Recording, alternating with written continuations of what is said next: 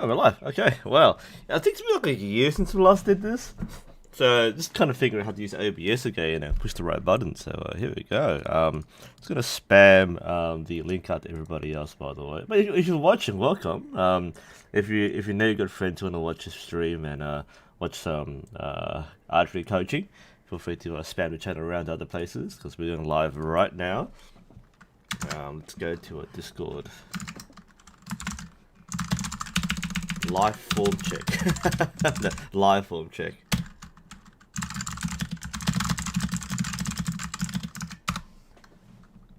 Alright, that should be enough plugging for now. Okay, welcome people. Where's my OBS? Here it is. It's been a long time since I last did this, so welcome back people. There we go. Yay! Wow. Man, this thing is weird. Firstly, it's weird streaming again. Secondly, it's weird because I don't stream this time normally. I normally stream either, I think maybe... Well, it's normally at my time around, say, 9 p.m. or 10 p.m. It's 12 noon here right now, so I'm not sure what time it is on your side. So, while we're getting set up, what time is it over... Well, firstly, where are you? And secondly, what time is it over where you are? Here we go. I was wondering, by the way, this is the Kings and Generals shirt, or sweater. So, my support for a very fun history channel. As a history teacher, I love those guys.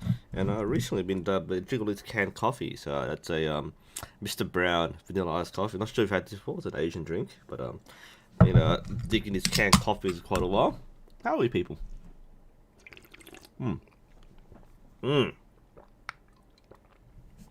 They're not strong coffees. I like the Asian coffee is very creamy. That's a very nice aroma if it's open can.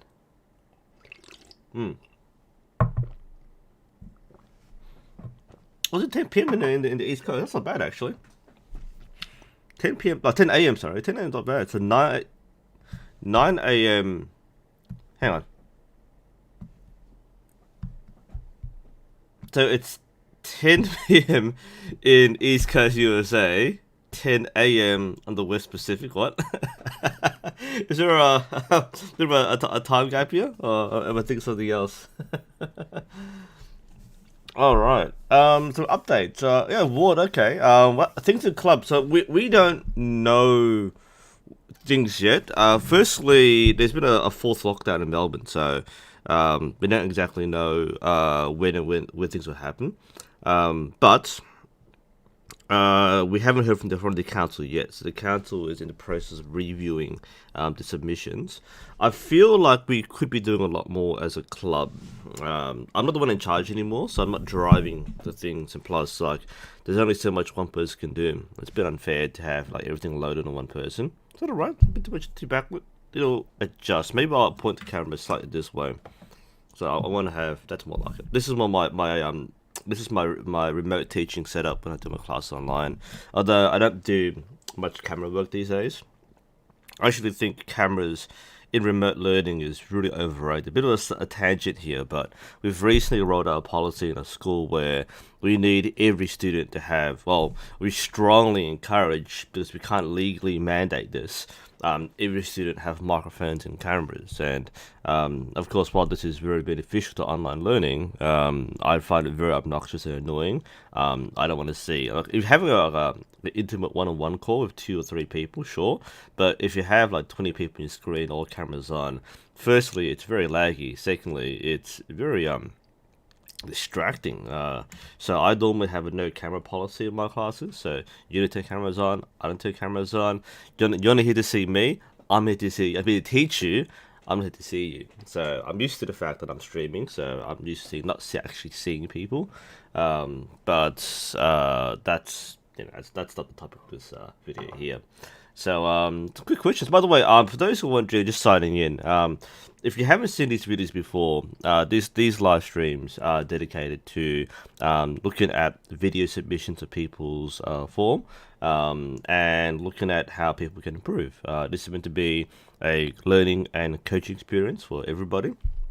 So whether you're at home or whether you're at a club or you haven't had a chance to get coaching from somebody, this is an extra set of eyes to look at. And I cover most forms of archery. I cover, obviously Olympic archery, trad archery, Asiatic, compound. I don't shoot, but I comment on. And I also include left-handers.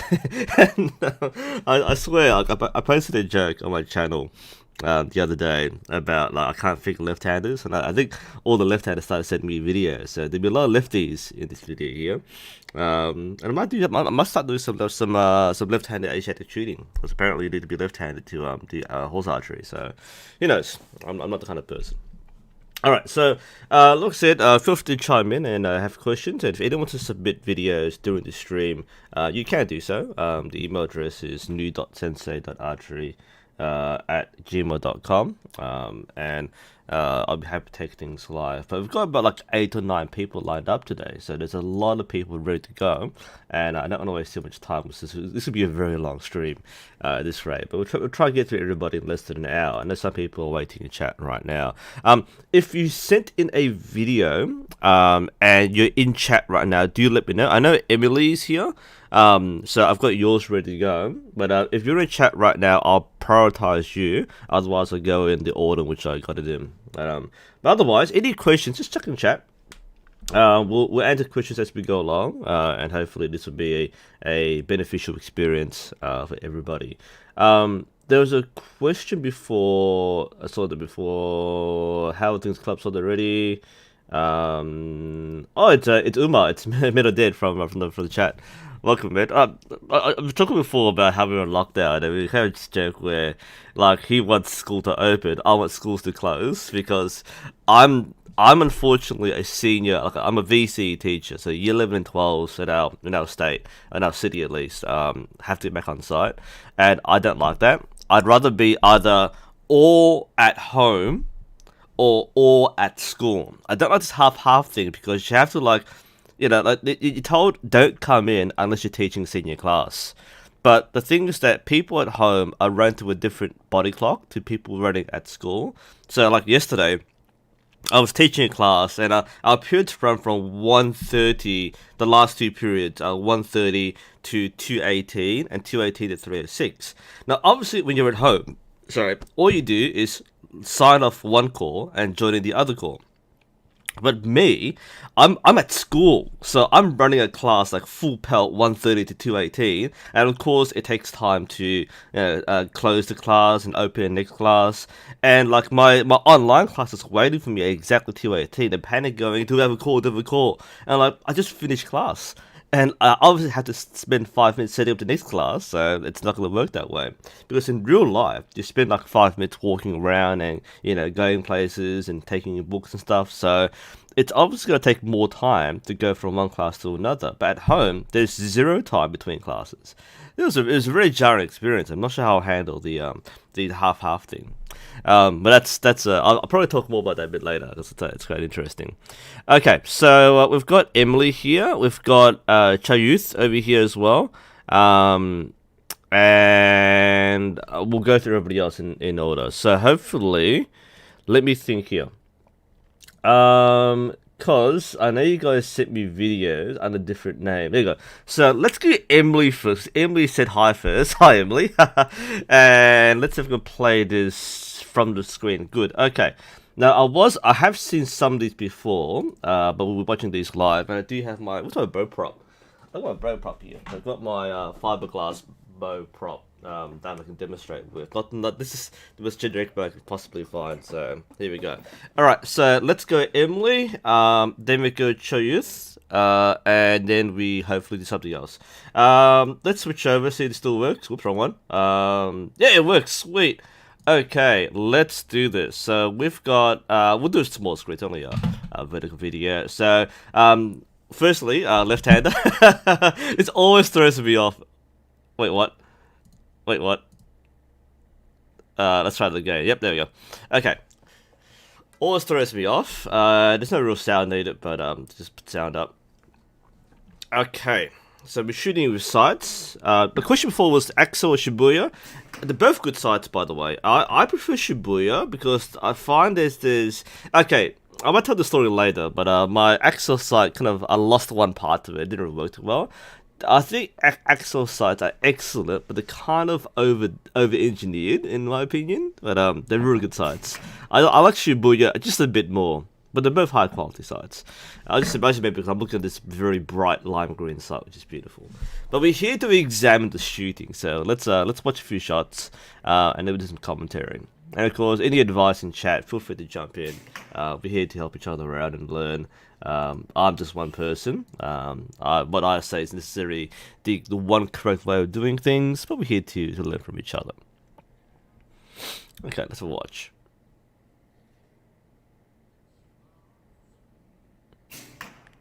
Alright, so we've got a bit of a secret. There are quite a few angles as well. Let's focus on this angle first, because there are a few things which I want to identify more or less right away. So, in general, the general setup and shot process is pretty consistent. So, you do the same thing over and over again. You've got a good process in mind. So, that's all good. Alright, nothing wrong with that.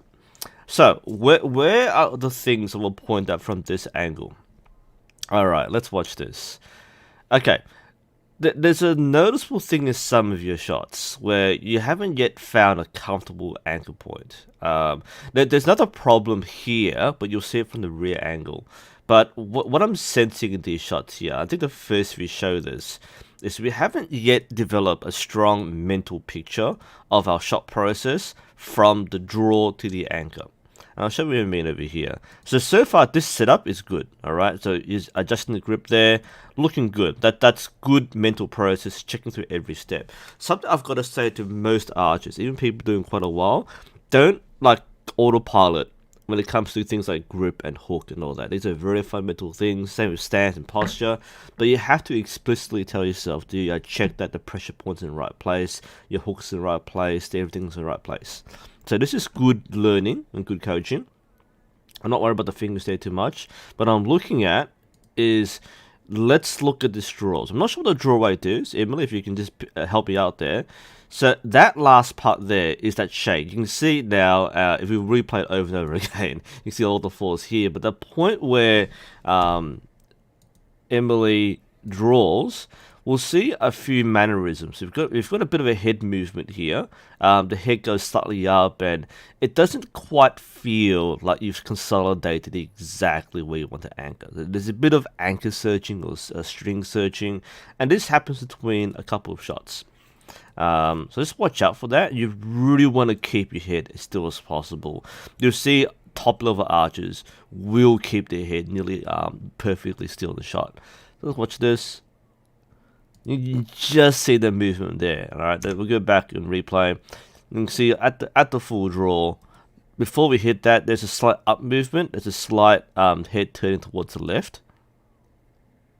Alright, and that to me it's not bad, but it's also going to introduce some inconsistencies because there's head movement. That means your eye relief, well, we call it it's not eye relief. In rifle shooting, it's eye relief, but that means your eye relief to the front sight will be slightly different each time, especially left and right. Sometimes up and down, but your head movement will vary. Now, it may be through muscle memory that you've acquired this form, and this is something that's worked really well for you. Well, just be mindful that this is something which people train out of. So just be aware of that. That's one thing I've noticed. The other thing which will point, that's a good release, by the way. I think it was you. There were some releases which flop, and there were some releases which are really good. That's a good release here. I'll come back to this in a moment, but that's a really good release. But if we go to a different shot, I think we get lazy some more shots. That is okay. That's okay. Okay, let's watch it. I'll explain why this is good in a moment. That's not a good release. That's the awful release. Sorry, I'm roasting you here, but okay, let's watch two releases. Okay, there was some which were excellent, really good releases. That's a good release. That one there, I think that stuck out to me. I think it was the one shot you did, which I didn't like, but that was different. Now, it shouldn't be surprising why people will now say, oh, obviously it's different. Okay, when you're doing it, you don't really notice it, but this is why. Okay, let's go back to our cat. Oh my god, the cat's here. Sorry. My backyard's been home to a few different animals. So last month we've had a chicken in our backyard, and it's gone now. But now I've got a cat walking around. It's pretty weird. All right, so. Where was I? Yeah. So the key with a release, so I can't really, I can demonstrate this. I put it right here. So what I'm looking for with the release, and I actually have a video of this called "How to Achieve a Clean Release," is what you want to achieve is with the position of your fingers that is on the string here. So let's say you hook here, that's the position of your fingers. When you release, the fingers should actually be in the same position or very similar. So let's say I release, boom. The fingers actually shouldn't change position, because remember, releasing is not opening the fingers. Releasing is relaxing the fingers, and a lot of people have trouble imagining what relaxing feels like, because just imagine again, you sit in your chair, relax. You're like, but I'm relaxed. Relaxed means all your muscles kind of, like you become dead weight. So you don't flare your fingers or open your fingers. You simply, I'll say simply, but when you release, it's the muscles become no longer active. So you switch them off, and that's how it comes out. And when I show people on the range, they're like, wow, that's sorcery. How does the string go from here to there and your fingers don't move? The fingers do move, but they return to their original position. Now, if you're doing something like that, which is very common for a lot of learners, or something like that, then you've basically plucked the string, and that's the fault we're trying to identify here. Now, because Emily's shooting with an Olympic style tab, this applies to you. Emily, what I recommend is take the strap, or don't put the strap on. Hold the tab between. Do I have a tab here? I don't. Hold the tab between your fingers normal, right? So this is what I showed the video. I just look up clean release and you'll find my video. We use a phone for this too, alright? So imagine that's your... do I dare do this? Let's do this. Okay. So the idea is that if you release the string, while holding your phone, it shouldn't drop, okay? That's the release you want. So if you flare your fingers, then your phone drops, and that's bad. So you don't have to use your phone if you don't want to break it, but you can use, just take the strap off your finger tab and just learn to squeeze the tab, and that way you'll be shooting and releasing very cleanly. That's one of the small things that actually has a really big impact on your accuracy, consistency. So that's going to be a pretty huge gain for you. So just be careful of your release. So there's two things in that sequence. One is be careful your anchor point and your head position. There is a slight turn when you shoot. So when you're firing your anchor, there is a slight kind of nose down sort of thing. So just work on that. That's something that comes over time. The second thing with that sequence is the release. So try to maintain a consistent release. Most of your shots do the right thing. I think some of your lazy shots, your fatigue shots, you start flopping around. So just be mindful that these things don't creep in. I'm going to watch a second angle because there's something else I want to show you. I can't say much from the back angle, but the behind the back, sorry, the back angle here. This is going to be something you probably know. Personally, nice stance. This a lot of people say, closed stance, open stance. That's a pretty good stance. I'm not worried about the stance. Everyone finds a comfortable spot there. But here's where I think when you're doing form checks, this sort of angle is so telling. Like we normally get like 90% of the information from the front, and for those who have the trained eye, you can see this problem from the front, but from the rear, this is where you can really see it. Elbow alignment. Now I'm not sure how comfortable you are with like getting your elbow around further back, but this is not really optimal because let's say the center line is basically where your spine is, okay? We're looking up and down the screen there. Through the middle of your head is what we aim at. We look at video analysis. So ideally, you want your elbow to be extended kind of to your ear or behind the middle of your head. So basically behind your neck when you feel like it. And that's full draw, okay? By the way, see the flared fingers? That's going to drop your phone. like I said, if you take the strap off, just squeeze the finger spacer if you have one. You'll see what I mean by clean release. But that's kind of where your elbow should nearly be before you release. So the reason why this is gonna be, and this is probably the single hardest thing which most beginners find, is that alignment. Because let's have a look at this for this angle. All right, that's full draw. So let's go back a bit. When we come to full draw, okay, you can see that is laterally quite far off. All right, and you have the range of motion, because when you release, obviously, that's where it should be. And you notice before the release comes in different spots. The first shot we saw was back here. The second shot's over here. That's going to play havoc with your left and right grouping. So that's actually where your elbow should be. So when you come to full draw, try to get used to your shoulder and your elbow come to this position, and when you release, you might be a bit of movement. But as you can see, those two shots have very different marks, different release, different elbow position. So try to visualize yourself getting this alignment to bring the arm back further. It's not like chicken wing level just yet. But yeah, that's the symptom which we'll get. So for those watching this, the key here, but I can't really show you from this angle, but a lot of us will shoot from this position, try to get that further back. So it will feel like you're working the back of your shoulder blades a bit more, but that is de facto correct shoulder alignment. So don't go pull here and then release. You actually want to get that rotation going. That's a super important thing in most forms of archery. And that concludes Emily's analysis. So hope that helps, Emily. If you have any questions, just drop them in chat right now. So that way we can... I'm not really following chat while I'm analysing, but we'll catch up on chat right now. So that's our first one. We'll turn on over here. We got back up here. But is that Jared from Rogue? I think Jared's here, right? I saw Rogue Archery TV just before that. If you're here, Jared, hi. Glad I was going to invite you to come in. By the way, it's fantastic to have more passionate, experienced coaches. And Jared, it is Jared. Yep. Yeah. Jared's up in Queensland. But check his channel out. I always love plugging Jared because again, he's making content like I am, and he's a very experienced shooting coach. Runs his own archery club and school. So huge shout out to Jared there. Extra set of advice. I was going to invite Jared as a special guest, to be honest, but now that he's here, we can actually have some experienced eyes looking at archery. So definitely check him out. So this guy's catching up here. So 18-pound bow. Oh, fair enough. That's a really light way to work with. So you can definitely work into it.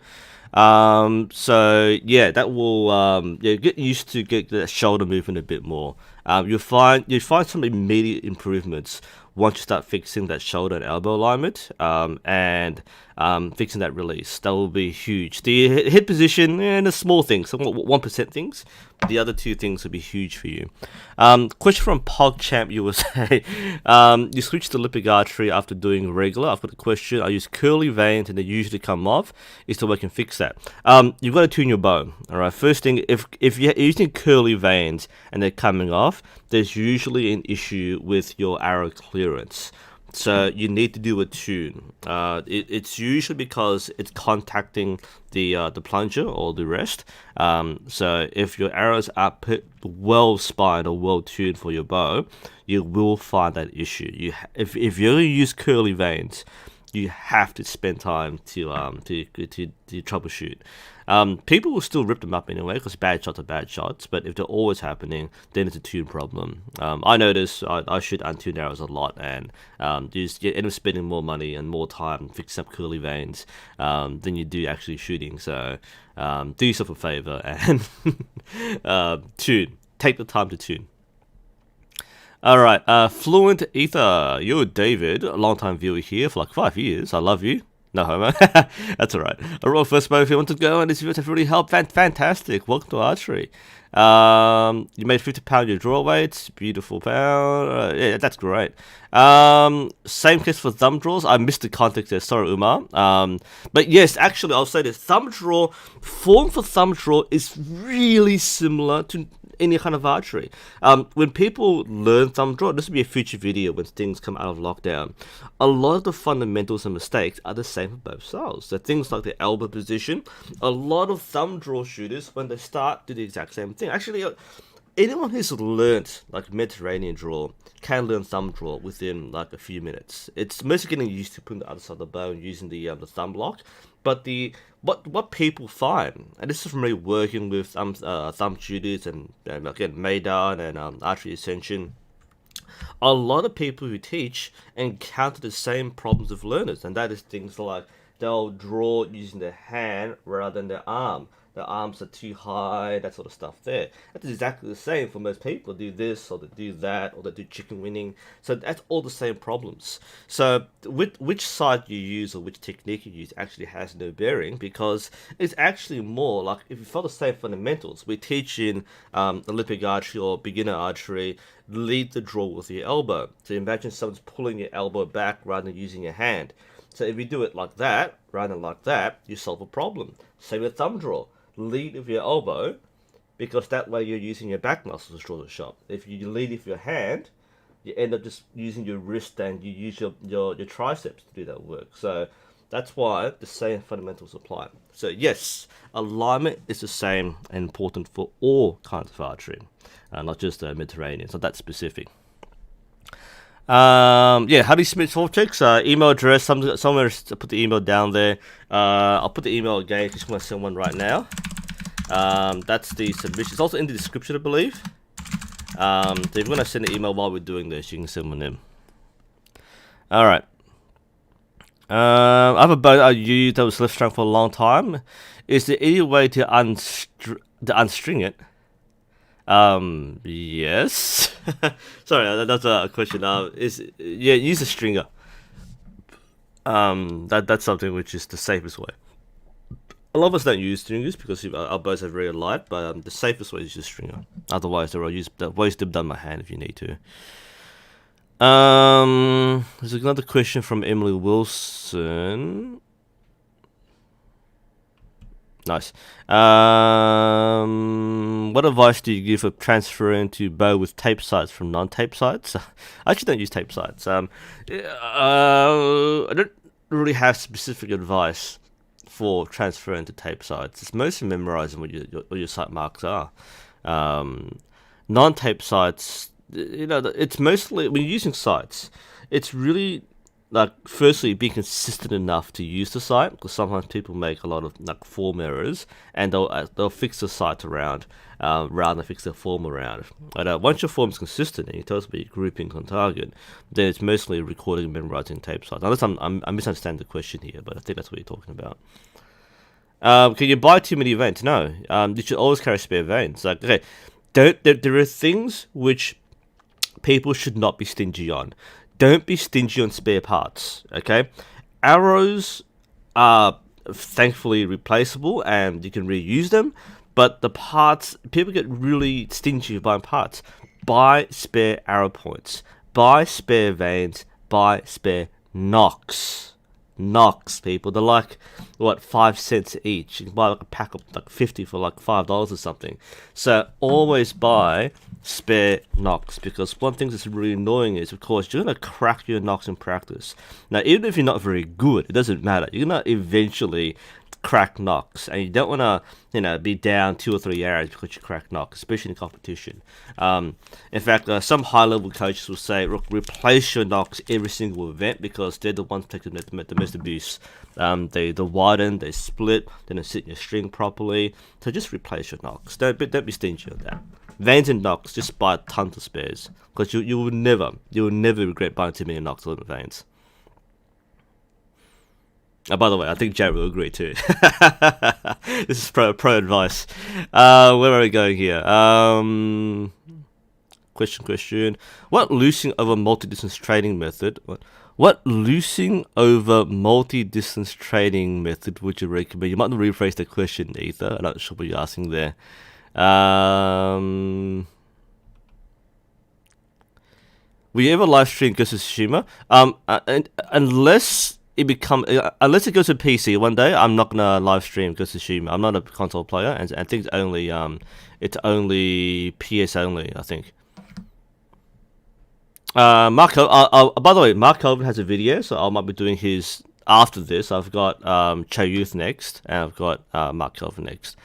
What can I say about NTS? It's a pretty vague question, by the way. NTS is a very structured way of learning. Now, a lot of people will learn a more traditional method, which is by kind of a linear style draw. NTS is Coach Kasich Lee's particular method of shooting. It's a very good structure. Now, a lot of people will, of course, say, oh, it's not the right way. They'll challenge it biomechanically and so on. There's a lot of good biomechanics behind it. I'm not saying it's absolutely the best way. That's not my role to say that. But I can say that it does solve a lot of problems which many archers will struggle to push through with and going to the next level. So NTS is very good if you are taught how to do it. If you're teaching yourself how to do it, it can be very tricky. It's one of those things where you can't need a coach because you learn this method. Self-teaching is tough because it's easy to misread and misunderstand some of the concepts which Coach Lee describes in his system without having someone show you. So I've made mistakes with it before I spent time with Coach Lee. So that's something which, if you have someone to teach you, excellent. If you have someone if you don't have someone, it might be a little hard to get your head around. But it's, in my opinion, it's a very reliable way to break down a shot process. It can address some of the mental factors like target panic, because instead of making things subconscious, it actually makes you like super conscious. So you do in fact pay attention to every single thing you do. Roughly speaking, it's kind of a bad summary, but you are more conscious of doing the right thing each time rather than relying on things subconsciously. There's a bit more control in the shot. A bit of a control freak sort of aspect there.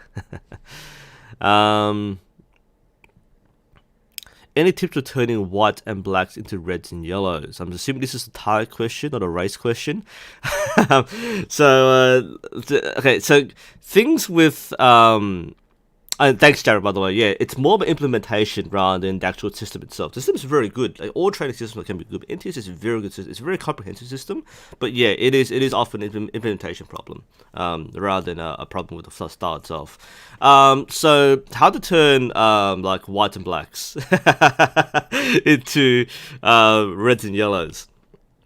I will do a video on this one day when things open up. But there are two things. If there's anything that you need to fix to get yourself shooting roughly in the middle, there are two things. One is having good fundamental form, not great form, just good form. Knowing how to hold the bow, how to hook the string, how to release. That's a big part there. So just knowing how to shoot is going to get you most of there. But the thing which most people screw up is elevation. So that part's easy to fix. Look at where you're aiming. Now, a lot of people shoot instinctively, that's different, but if you want to be consistent, look at what you're aiming. If your issue is up and down, then it's an aiming issue. That often means, especially with bare bow, that you don't have a reference point and you're kind of leaving the chance. It's kind of somewhere there. You're leaving for this gut feeling. Not a great way to be consistent. If you are using sight and the up-down problems, then they're something else. More like an anchor problem or release problem. If it's left and right, it's definitely release. So those two factors, looking at where you were aiming and looking at how you release, you'll generally see a big change in grouping. And I have fixed this. There was a learner in my club the other week who, at 10 meters, would shoot. Firstly, she's left-handed. Secondly, she is cross-dominant. And thirdly, she kind of would either hit the target or be literally 2 meters off to the right. It was that big a gap. And we diagnosed that quite simply as cross-dominance. Right, that's a pretty obvious thing. We knew it, she knew it, we knew it.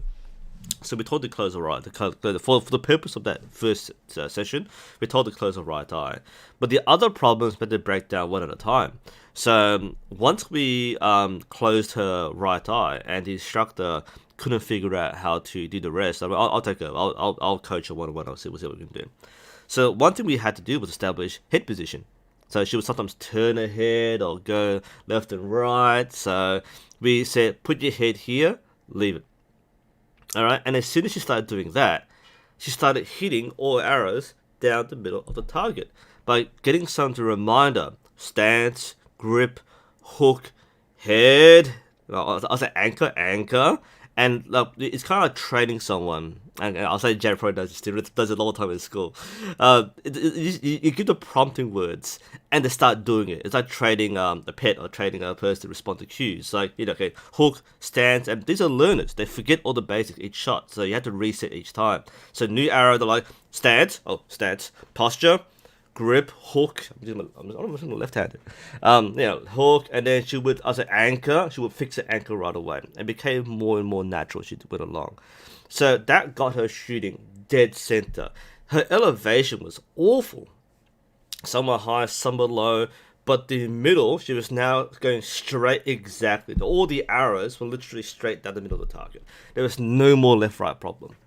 And then I taught her to, okay, now put your arrow, when you're at full draw, put your arrow at the wooden plank at the bottom of the target. And she did that, and then every arrow started hitting golds. That's basically it. It's basically zeroing, instead of zeroing a sight, you're zeroing the person. So the person is kind of everywhere. You go, firstly, they've got cross dominance. So close one eye for now. You start seeing a more consistent string picture. Number 2 step is keep your head still. And we fix left and right within like one end. She spent like an hour shooting randomly left and right, missing a target at 10 meters, which always feels bad. A 10-meter target is huge. So shooting and missing from 10 meters is kind of really demoralizing. So we pulled her off, we fixed our problem right away. Huge morale boost. It's like, wow, I'm not missing anymore. I can do this. I feel really confident. Okay, now that's what you might be happy with that. Not good enough. We'll hit golds. Do this. Put your arrow here. Do exactly what you did. Stance, hook, anchor, release, and pang, 3 arrows in the gold. And she was so above herself. She couldn't believe that it was that easy. And that's kind of where it comes from. So that's the answer to the question, how to turn whites and blacks into red and yellows. It's a couple of things. Either it's a technique issue or either it's an aiming issue. So it might be both too. But if it's an aim issue, fix your sights. Figure out where your grouping is and adjust your sights. If your grouping's too erratic, then it's your style. It's your form and technique. What has been the best feeling arrow? I don't think we have a best.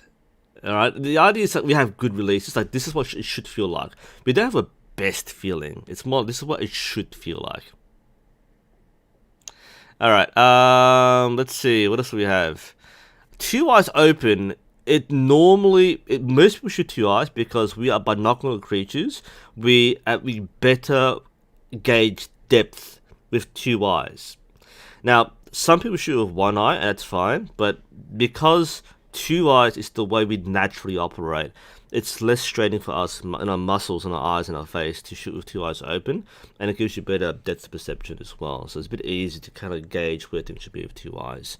I think people who are cross dominant might have trouble with that, but that's why people shoot with 2 eyes. 1 eye is kind of really straining, and it actually can be more inconsistent with 1 eye rather than 2.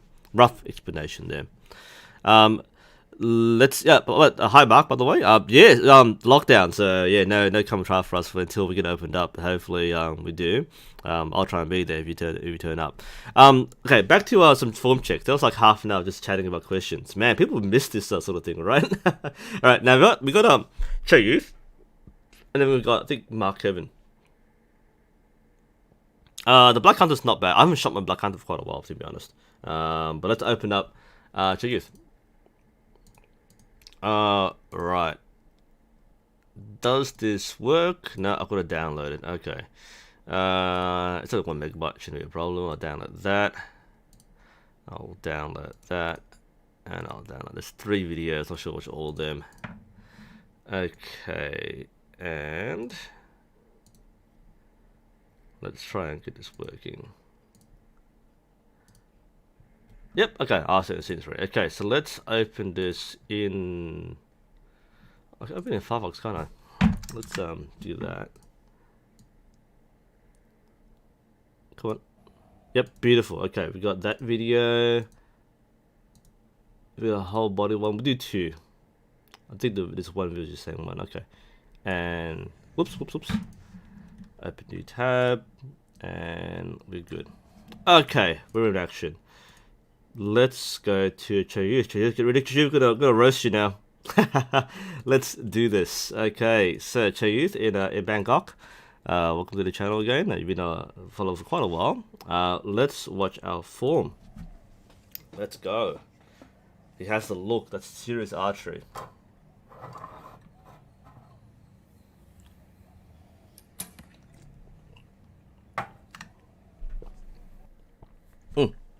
So the one shot, okay.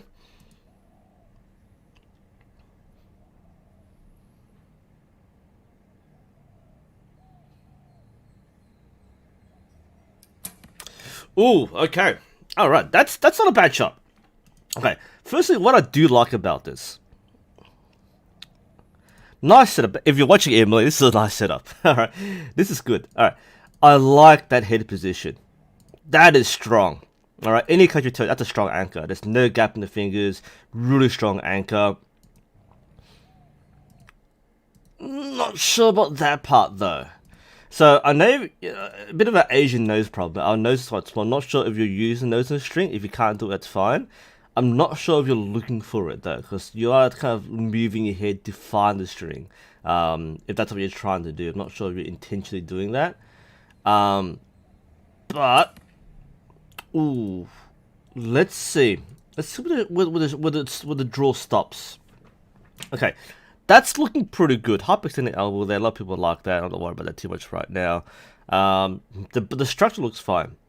This part here looks interesting to me because where do we reach full draw exactly?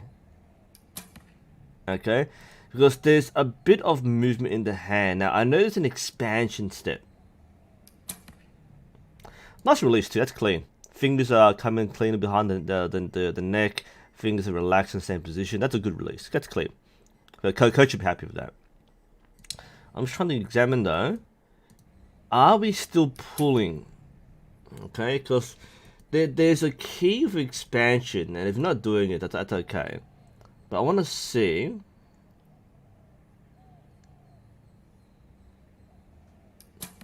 There's a bit too much movement for an expansion. Just a bit too much. I'm gonna see the second video. Let's see if we get a better shot here.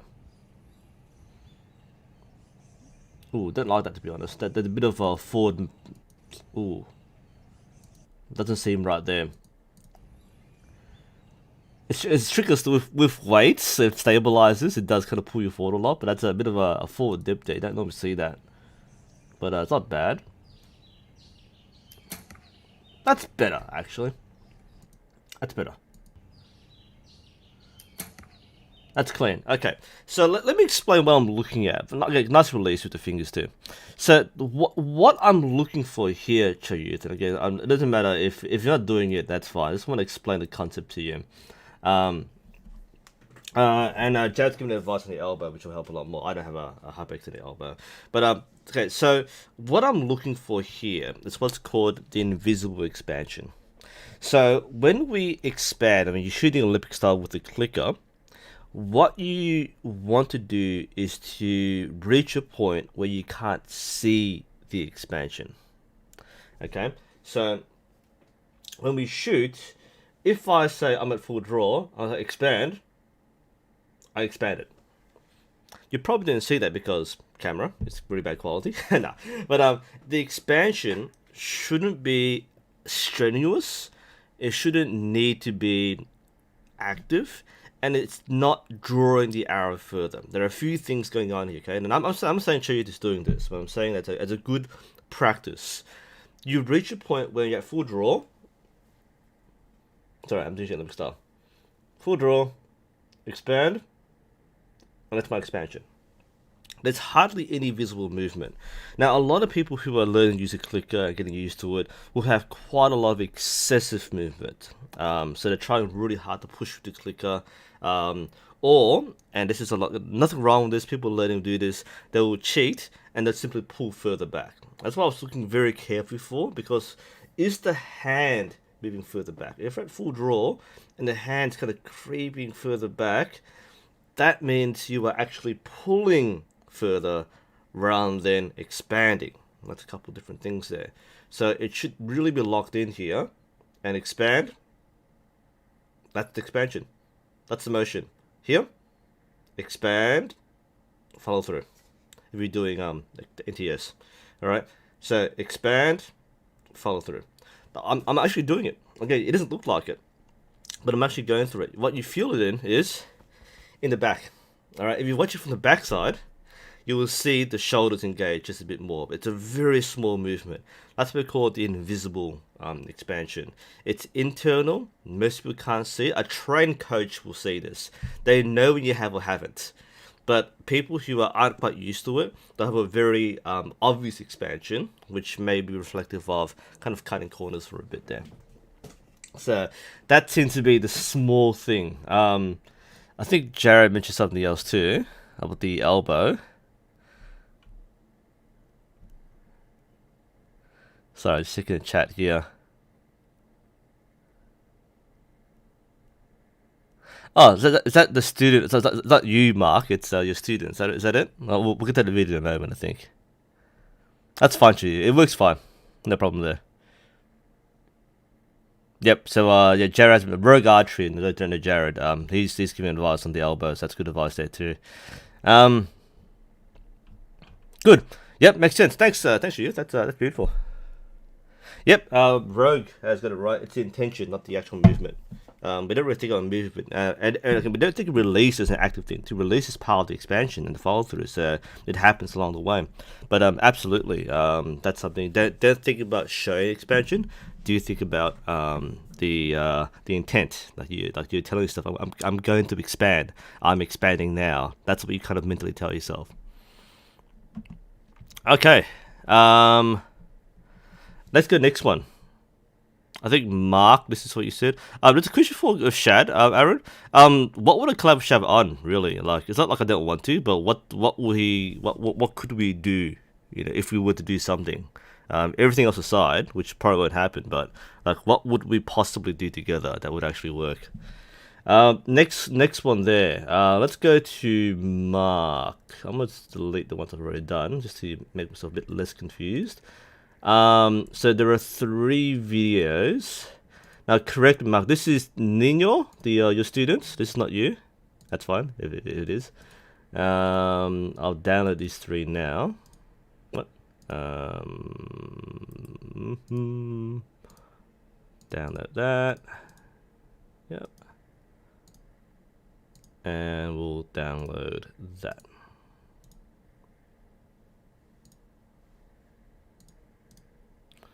Alright, where are we at? Okay. I think... What?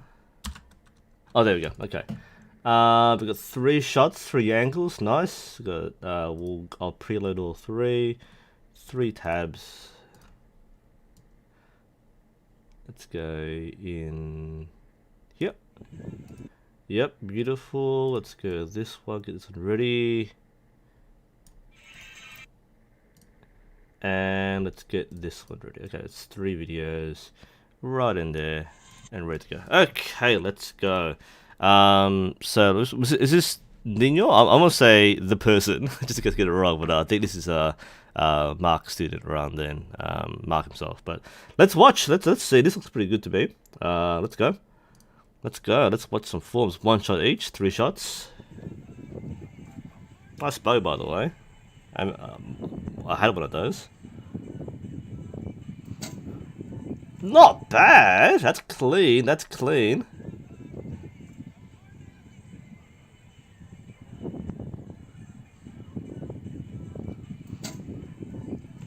That's clean. That's clean. I don't think I can say much from this angle.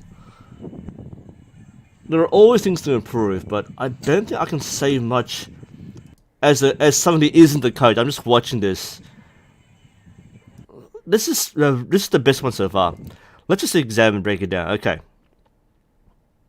Stance looks a little open. We'll see the back view. Is that just me? No, I think stance is fine. It might just be me there. Okay, this might be the angle. Okay, stance is fine. That's looking good there. Nice grip there. Great draw. Excellent control. Great anchor point. Nice and strong. Head position doesn't move. Watch this, people. Watch this. No head movement. That is beautiful. That is super consistent. Draw is smooth. Good control. Expand. Beautiful. That's a shot. That's almost picture perfect. From looking at this, that's picture perfect. Nice controls. A little windy. That's fine. That is an absolutely beautiful. This is what we watch archery for. It's not about the accuracy. It's about the execution. Because you can see there's no visible expansion. And hesitation, that's beautiful. That's beautiful. I don't think I can really critique it. That's just a beautiful shot. See you next one. That's clean. I mean, I don't care about the shake. I don't care about that. That is clean. That is excellent shooting. Excellent draw, right to the anchor point there, no hesitation. I like that the draw isn't too slow. A lot of people take too much time on drawing the string. You're wasting stamina. Just get to your anchor point if you can. So, commitment from the shot. Excellent elbow position. It's a bit slanted here, but that's almost in line with the string. That is really good line. And the way he draws it is picture perfect. Again, he's leading with the elbow. He's using his back muscles here to power the shot. See, not the triceps, not the arms. He's using his shoulder, his back muscle, his shoulder part over here. He's using that to move the arrow. Clean. And the alignment there. That's why you position the arm first, then you move the whole arm. Don't just move the hand, move the whole arm. And that's why it's clean. That line is clean. If you move your hand, you will not achieve a clean line because there's too much extra movement towards the end, which you can't do. Whereas you get this in place first, that's clean. And then expand. It's clean. Good release. Relaxed fingers, same position. Nice follow through. That's clean, man. Are you showing this to kind of flex on people here? This is a really clean shot. As a coach, I'd be super happy with that. It's a long time to perfect too. Let's see one more angle.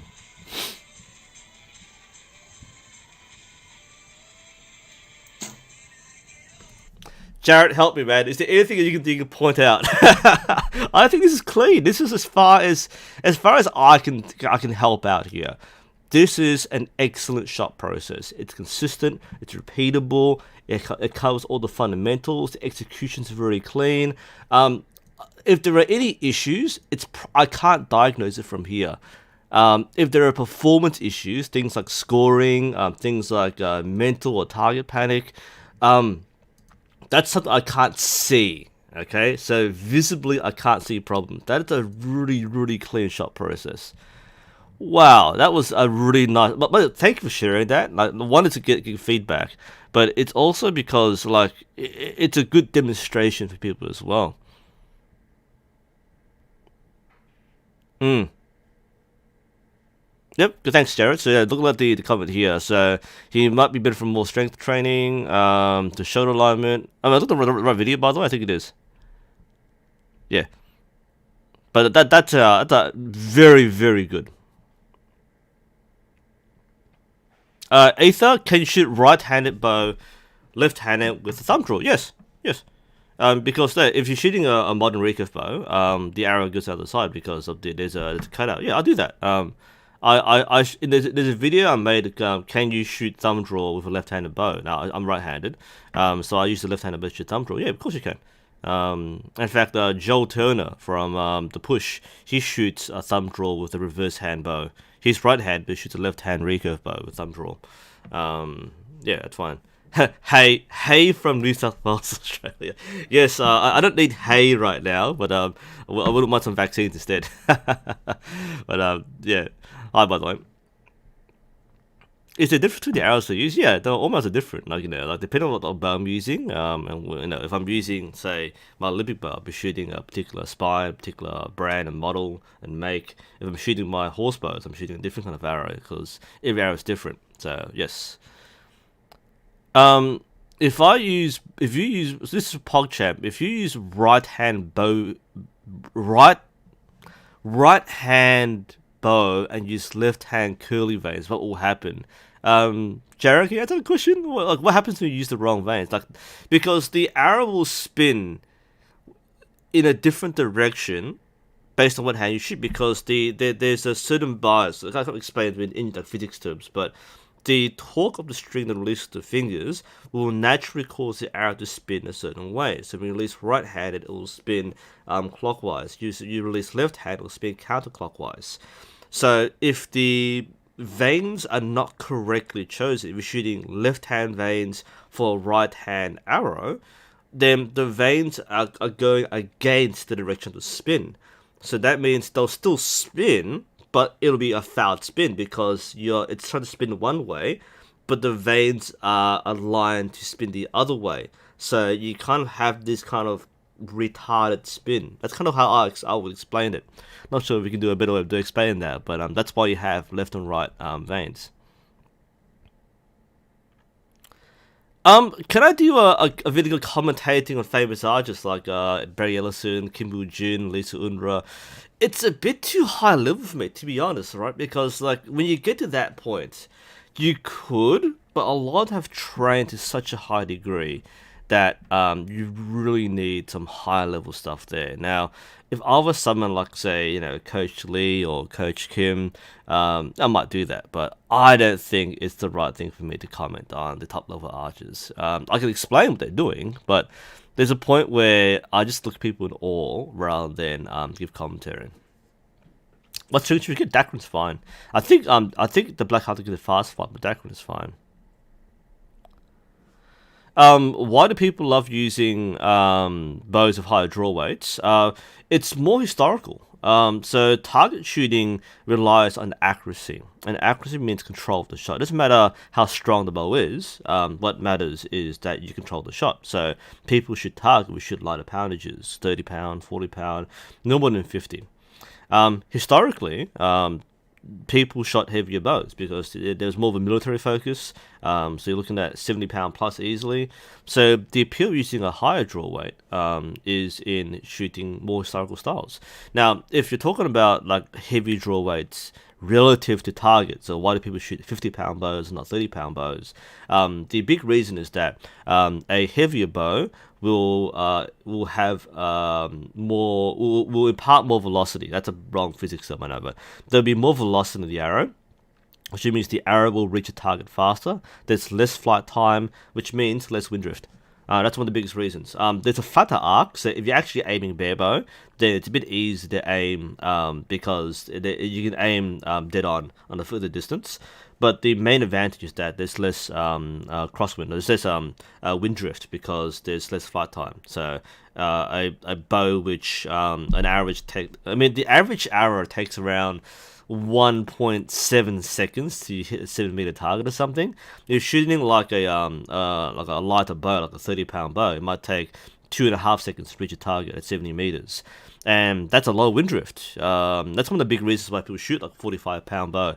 You can shoot 30 pounds at 70 meters with the right arrows and enough sight elevation. But the wind drift will kill you more so than the distance. So that's why people shoot heavy poundage bows. Sorry, Ray, you had a question before. Check draw weight. You measure it. So the best way is to get a measuring shaft. That's the best way.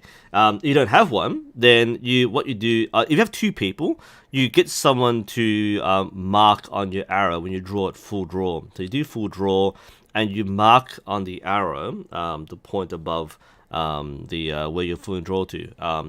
Otherwise, if you don't have a partner, then you can use a tape measure if you want to. Just pull a tape measure to your face, and that can approximate it. But ideal has someone mark the arrow for you, or you can find a way to kind of mark your own arrow. And there are ways you can work around that. Like you set your clicker at a certain distance and measure that, and click it off. So all things said. Yep. Emily, what draw weight do most top upper levels archers shoot? Females normally shoot upper 40s. Males normally shoot high 40s to low 50s. There's some exceptions. I think one of the Italian archers, Nespoli, I think. Nespoli.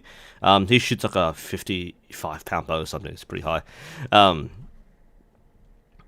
Who will win Tokyo? Depends on where Tokyo's running, Like people compete in Tokyo, but there's a lot of protest in Tokyo about that. What a year to be in. This is a tough one. I don't know. I haven't been following the pro scene recently. What is a good beginner bow for a teenager? Any bow's good. It's mostly a bow you can afford rather than a bow you can. That's good because you don't need a good bow. you just need a bow. If you're just starting with archery and you want to shoot a beginner bow like the $200 like Samick Sage or Samick Polaris style of bows, they're fine. You can buy them cheap, and they're all the same bow really. If you look at high level stuff, then that's a bit different. But you get a bow, spend like $200 on a bow, and you're fine. What arrows are best for short distance target shooting? If it's specifically indoor, you can get thicker diameter arrows, but there's no best arrow, right? If you're just shooting for fun in the backyard, the long arrows have so much if the arrows are flexing too much, it might be that it's too soft a spine. That's what you're describing, Jen. You shoot in your backyard about 50-60 feet, and the longer arrows have so much the arch parallax thing. If it's flexing too much, then it might be too soft in the spine. And longer arrows have a softer dynamic spine than a shorter arrow. They're shooting a short distance. I mean, if I'm doing backyard shooting, I'm looking for a cheap arrow that I don't care about breaking. I'm not looking about accuracy or quality. Jumper, updated club, no updates yet. We haven't yet had much reply from the council. They're currently reviewing documentation we have. Any tips to get back to archery? None. I haven't been shooting at all. I've been shooting a few I've been shooting a few trad bows in the meantime. I haven't gone back to archery training properly yet because it's always been uncertainty over how long we can train for because of lockdowns. This is our 4th lockdown. That sort of stuff there. Is the Hot GMX a good? Yes, it is. Hot GMX was one of the best bows about like 10 years ago, and bow designs don't get worse. All right, so a Hot GMX that was a gold medal bow. Literally, GMX stands for gold medalist. By the way, the Hot GMX from 10 years ago is still going to be a great bow today. Like the design is still the same. It's just like now we've got more fancy designs with more, there were tech bars and no tech bars and different structures and matrices. But the bows which were top level back then are still top level right now. So yeah, they're great bows. Esteban is here. Okay, I'll do yours next. All right, we had Chayuf, we had Mark, we had Emily. Esteban's here now. Okay, so Dream Rigger. I don't really have a Dream Rigger setup. I do have a brand new bow kit in the back room from Sun Leader, which I'm supposed to review and do a sponsored video. But that trading lockdown hasn't happened yet. Let's do a video. Let's go to. I think Esteban is next. So let's remove that from our list. Jeff has a question. Outdoor and indoor setup there. Jared, help me. Like, answer the question. Differences in outdoor and indoor setups. I'm gonna do this video here while we are loading because this is a very long live stream and people are asking a lot of great questions, and I can't handle it by myself at the moment. Let's have a look here. How to get rid of bow hand shaking. Depends on what the call to shake is, right? So it's either gonna be that you are being too tense on your hand, or the bow it's too heavy for you, and it's a bigger problem in draw weight. But it's not. Bow hand shake means don't grip the bow. That's the simple way of putting things. This doesn't really solve a problem, I know, but that's how I would simply put it. This is your video, Esteban. Okay, I've seen this one already. Okay, let's look at this one. Let's go.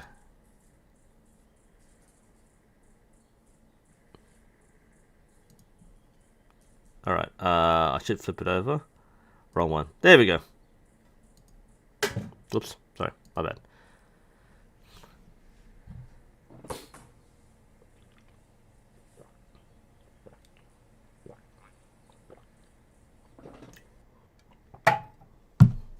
I was only one arrow. Okay.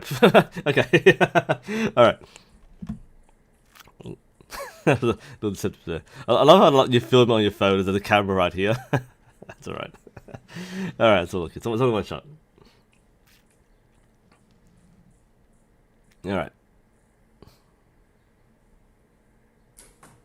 Oh, right. I'm guessing it's a light draw weight for the way you release. Yeah, I've been doing this. Okay, firstly, nice arrow length. That's good right for you. Stance looks pretty good. All right. The basic form is pretty good. Nice, decent grip. Stance is good. Position's good. Now, this is very quick, Esteban, because there are a couple of things for what you're doing which will fix you right away. I would try to lower your elbow just a bit here. It's a little high. A little pro tip here. If you're measuring where the elbow should be, if you trace a line between the elbow through your forearm, it should point towards the bow grip. That's when you know you're in the right spot there. Now, you don't really see that, but when you analyze yourself, you'll see that if you draw a line through your forearm, it goes down towards the bottom half of the riser. So it's a bit too high. What that means is you're not really engaging your back muscles. Lowering that elbow will engage more of your back muscles here. Okay, that's one thing you definitely want to do. Second thing is a release. We call that a fake release or a dishonest release. So that's the hand goes way too far back. You don't need to be that flamboyant in releasing, as we've already said. Okay, and that to me, that's I mean, one, you don't do with a light bow, a heavy bow. A light bow tends to kind of not punish you for that. But that means you're not controlling the draw well. That should not be a release. When people do that, they're shooting a very light bow and not really paying attention to it. Okay, so what I'm talking about here, Esteban, is like when you release. I've said this like 3 times already in this stream. This is good advice. The fingers should not move very far past your ankle point, and they should keep the same shape they had when you had them. So when you release, the fingers are like that. They should stay like that. Very short release. Now, if you're going shooting and go like that, that's a dishonest release. Nothing that you do here will do anything. So what you do is you're imparting a big flick. There's a lot more lateral movement on the string when you go like that compared to just going back like that. When you just relax, you go straight forward. When you start going like that or like that, that's dishonest. So try to control that release a bit more. Otherwise, your structure looks good. So good elbow, your front elbow, good stance, hip position, all good there. Like we said, drop that drawing elbow just a bit and try to keep that release a bit more compact. So just relax, keep the fingers there, don't throw your hand back. That's a very common thing with beginners because it looks cool. But that's fine. So hopefully that helps you there. That's the cut version, yep, but that should be okay.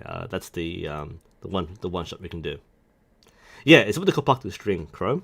That's basically exactly what it is. Plucking is when you impart a lot more lateral movement on the string because our fingers are not triggers. We have to move them out of the way somehow, right? So the cleaner that comes out, the less left-right movement there is. If you ever have problems with the arrow going left or right, it's almost always going to be a problem of release. You watch someone shoot, they go this, whatever. That's the kind of key there. So by having a clear, you want this string, the principle is the string should be coming as straight as possible. It will have to move around your fingers. The less it moves, the better the shot will be. You can't get rid of movement unless you're using like a trigger mechanism, like a compound bow, for example, has a lot less movement. You can't get around the fact that there will be left-right movement. So if you have what's called a pluck, some people call it dishonest release, you're imparting way too much on that. So that kind of thing there, there's no reason why you need to throw your hand back. That's excessive movement on the string. So that's a bit of a pro tip there. Very easy fix for you. You should find yourself improving quite significantly from just those small tips. If someone built me a target in the sense of tasting, yeah, sure, I will use it. I say, well, I wouldn't use it. Better be safe though. This moisture effect on modern recurve, modern recurve and compound. Not as much. You talk about the bow itself, then no, it won't, because modern bows, even wooden bows, they're made of fiberglass now, so like the materials don't really warp and bend much. Now, certain materials may be more affected in heat, but moisture typically won't affect the modern bone. More so wooden materials, carbon tends to be a bit more immune to variation in heat. But there can be a problem in a hot country like Australia, up in Queensland especially. But moisture doesn't really affect it that much. Now, if it's raining, then the string might get quite damp, and that can affect your arrow because a damp string is significantly slower. So that may affect your sight settings and your full shot. So that may be a factor. Uma, leather or metal thumb rings? So I just unlocked my headphones. Sorry. Leather feels more natural to most people because it's more contact. The problem with leather is that it only works for light draw weights. Once you start getting past 30 or 40 pound, then it gets quite painful because leather's soft. You find yourself basically shooting with no protection once you get past like 40 pound. Plastic is fine too, but once you reach about like 50 or 60 pound, the plastic starts getting stressed out and starts fracturing. And then metal is good for like all kind of bows. If you have a good fitting metal ring, that's great. Leather is just easy to work with because, again, just put it on or glove even. It's just really easy to use and you often shoot faster with it because it's less fumbling around. Thumb rings are very finicky. Because thumb rings, you have to size it correctly with your thumb, and your thumb will change in diameter based on how much you use it, based on the season. So you have summer ring and winter ring, summer thumb and winter thumb. So thumb rings can be very finicky, but they're the most common way of using a thumb draw because they have the best protection for their thumbs. They have the cleanest release. Again, with the leather rings, because it's leather, it's soft, so any flaws here are going to be manifest in the release.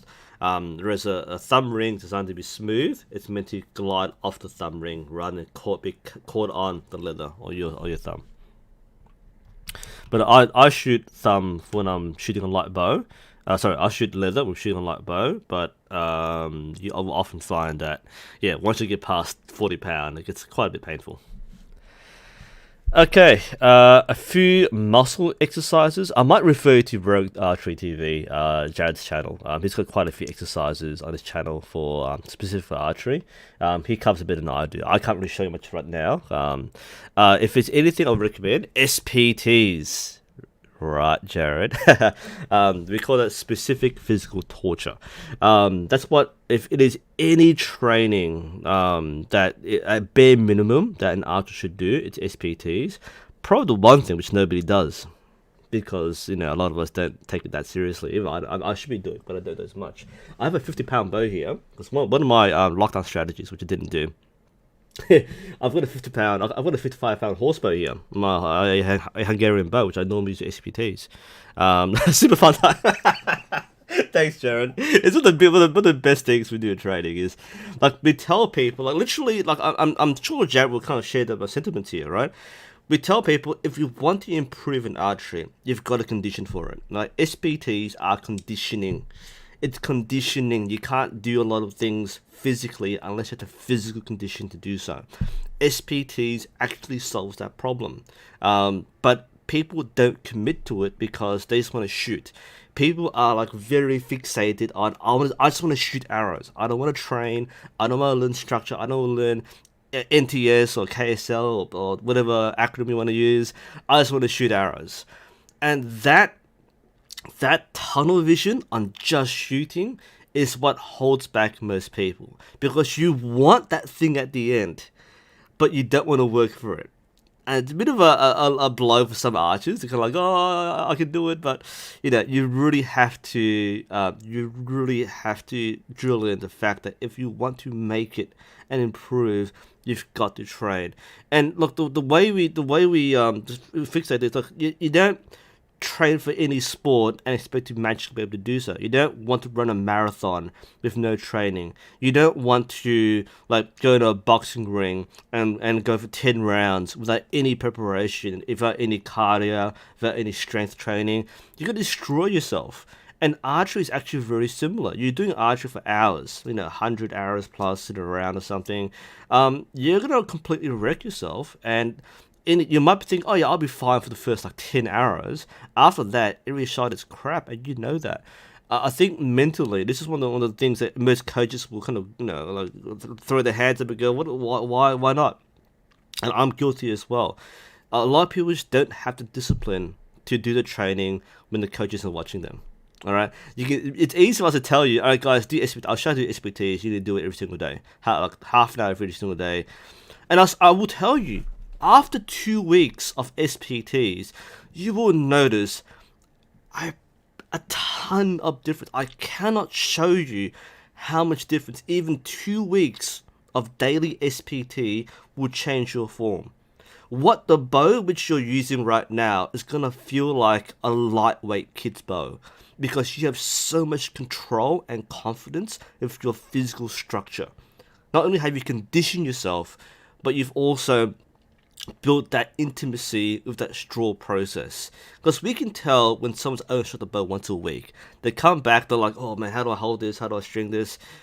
But some with SPT, who has a continual training routine, whether SPTs or whether it's some kind of other physical training, they maintain the physical condition to shoot.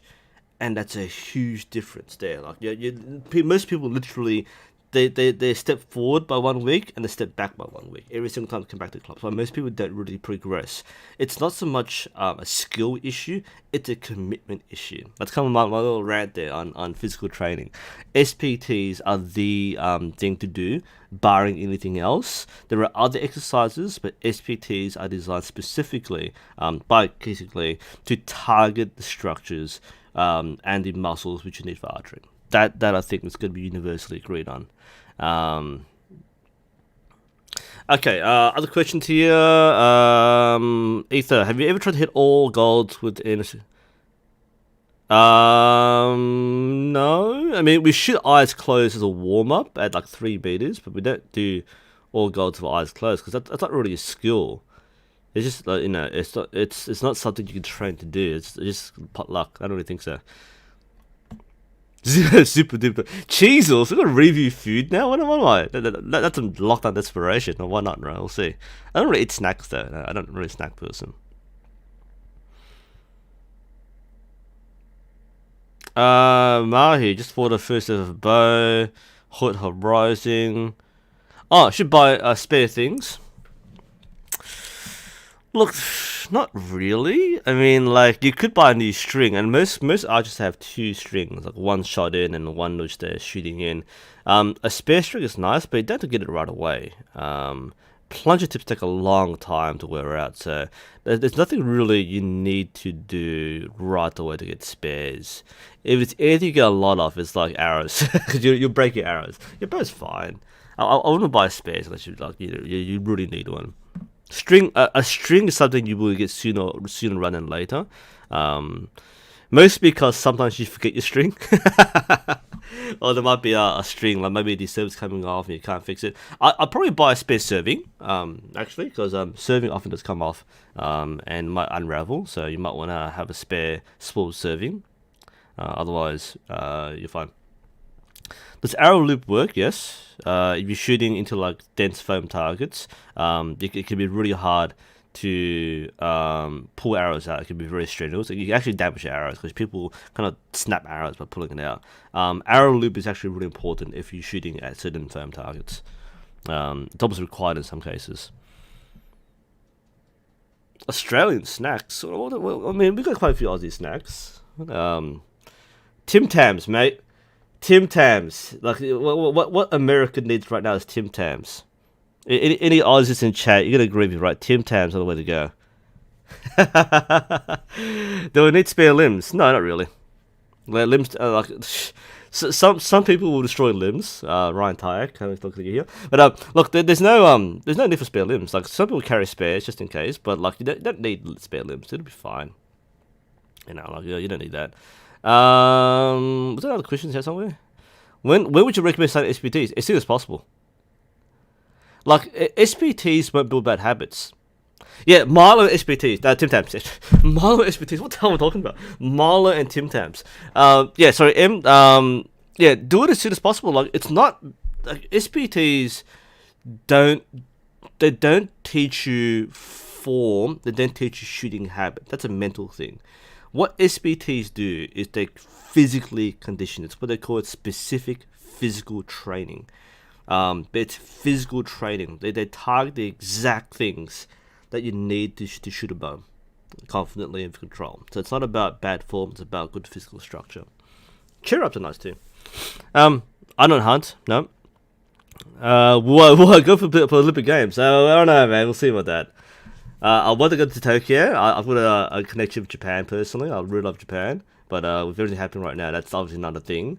I'll see. Like I want to take ever since I did the World Indoors in Sydney the other year. I want to take it a bit more seriously, but COVID really shut things down. So I don't know. We'll see.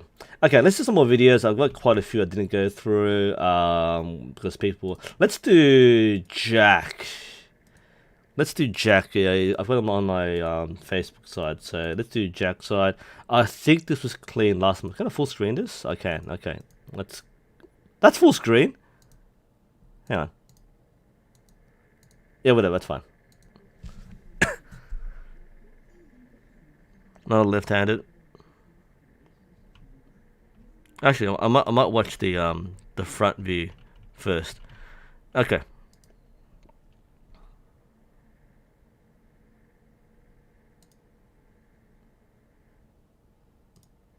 Yep, that looks okay. Ah, yes. Okay. This is gonna be quick because there's some very manifest problems here. All right, so I'm not worried about sound. I'm gonna kill the sound. Is there any sound? Or am I just tripping on things? Doesn't matter. There is sound. Okay, my headphones are off.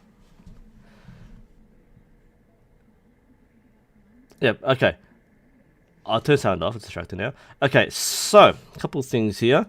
Now, a lot of people will knock the drawing before you lifting. That's something I will also knock in this one. In this case, you can pre-draw. So it depends on which system you train in. And I imagine this is an American flag, so the NTS is probably what you're looking at. There is the set phase. All right, so set and setup, and that's when you do often start with a long draw, but you don't draw as you're coming up. If you're going to use the set step in NTS, what you should be doing is you should actually be having this under tension before you start the draw, and then you come to full draw. You don't draw it as you lift it up. That's something you don't normally see people do. So that's one thing you might want to watch out for there. Okay, that's pretty good though. So the fact that you got a here is good, but I just wouldn't be drawing it as I come up. Alright, that's not the correct step. So there's too much movement in this, which just makes it very hard to repeat. So just be careful of that. I do like that break here. So that's your set position. Now you go into your draw. So this makes more sense. From there is a break. That's a good sequence there. Now what's not good here is the head movement. Alright, that's going to be very clear. As you can see, when you go from that position, from the set position, set up, that head should already be in position. In fact, it should already be in position before you start drawing here. So what you're doing here is good. That shows intent on target. But that head shouldn't move. Alright, your head should be in the position you intend to shoot in. So we come up. That's a no. I will shake my head. That's a no. So there's head movement there.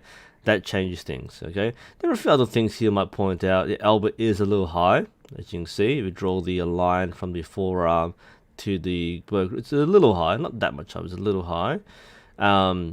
Something feels wrong with the shoulder alignment here. All right. So that's one reason. That's too high.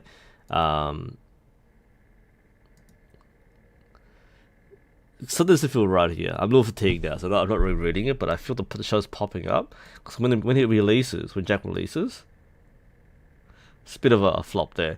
But yeah, I think that the head position is the main thing that's going to let you down. Let's see the rear view. Oh, nice angle too. But someone asked the question, what angles? The best angles are this angle and this angle. Those are the two best positions, alright? Because we can see from front most of your form problems, and we can see the alignment problems over here. Those are two best angles. The back view is from like the actual back. Not that useful. It's useful to have, but I don't look at it. That's 90% of it. That's like 10% of it.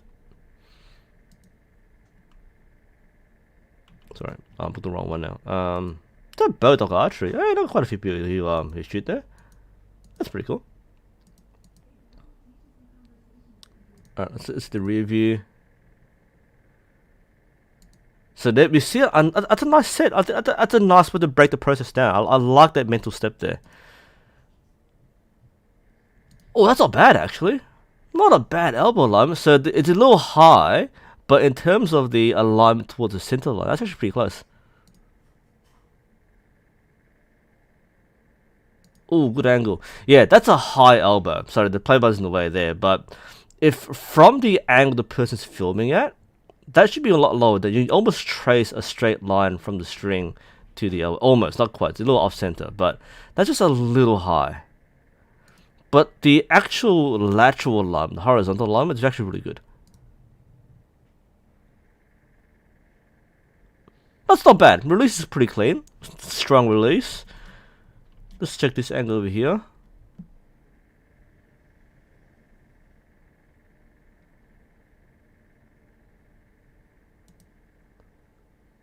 That's okay.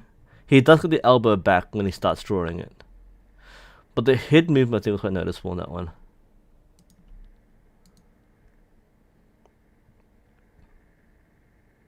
Yeah, you can see the head turning sideways. Try to get the head still. That's what my main advice is. It looks more obvious from the front here. From the back you can see there is that jaw movement. So turn the head will affect how you align the sight. So people will build that. They'll often build the muscle memory of doing so, but it's very hard to replicate. Okay, that's my big advice for you there. All right, so I'm catching up on Hot Milo sounds dirty. Tim Tams, yep. The snacks are venomous. Well, we have snakes. What else do we have here? We used to have Redskins. They've been renamed now, the Redskins, because obviously in the whole like woke kind of period, we can't name foods after offensive things. Fair enough, but literally now. Well, what else do we kill us? What foods would kill us in Australia? Jared, help me here, right? Or Jeff, someone help me, right? What snacks do we have that would actually sound that would kill us? Wheat Bix? That wouldn't really kill us, not Wheat Bix. Vegemite will probably kill people who aren't Aussie, right? So if you're Aussie, you'll love Vegemite. If you're not Aussie, it'll kill you.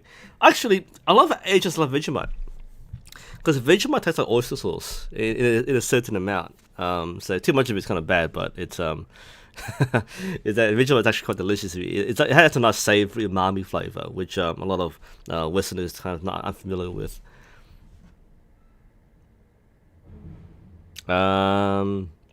Sorry, Mad Sean, yeah. If you talk about like form checks, those angles were the best angles to talk about.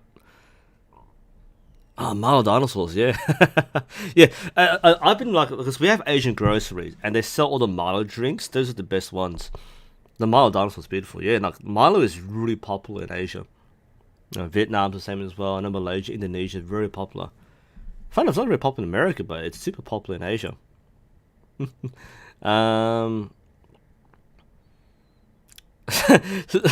Ahmed, how sacrilege is shooting a compound bow on a horse? That would actually be pretty cool, to be honest, right? It's just that it's really hard to do so unless you have a whisker biscuit, okay?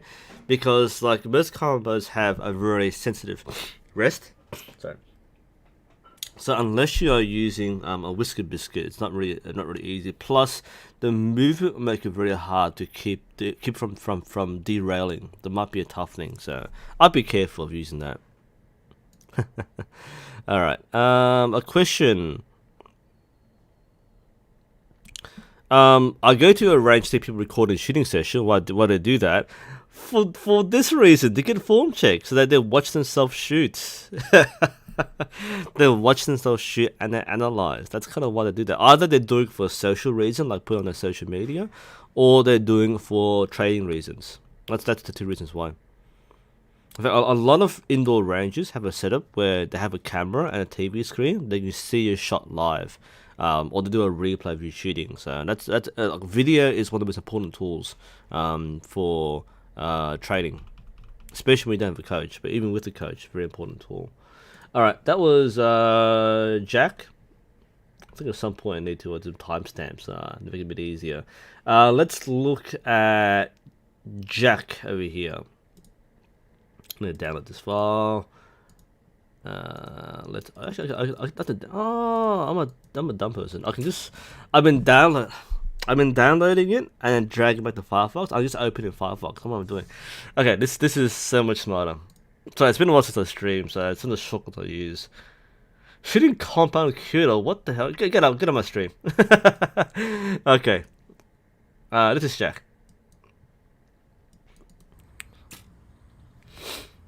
Okay, let's start from the new shot over here.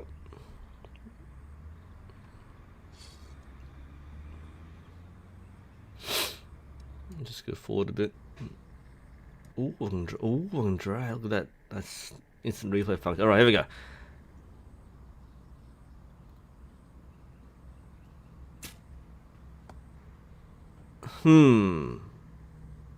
Alright, next shot.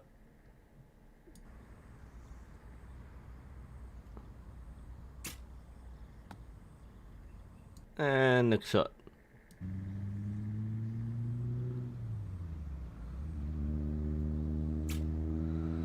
Okay, this is Jack, right?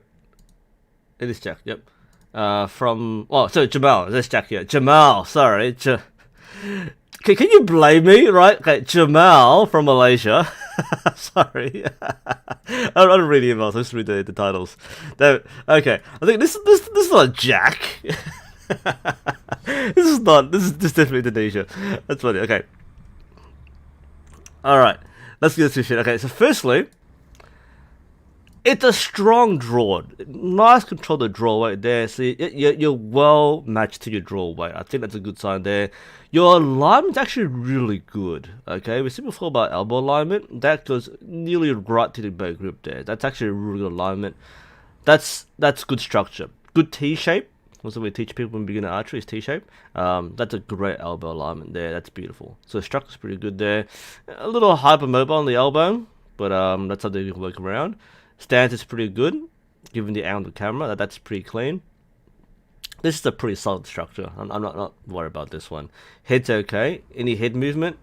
The answer is not much. Now there's something between each shot where the actual point on the anchor can be a little varied. There might be a bit of a gap here, but I feel that Jamal over here, when he shoots or when he draws, he has a bit of trouble getting the anchor point. Now all archers have some tiny tick or mannerism which gets it right there, but I feel that you need to consolidate your processes just a bit more. You can see in this case there's a bit of string searching.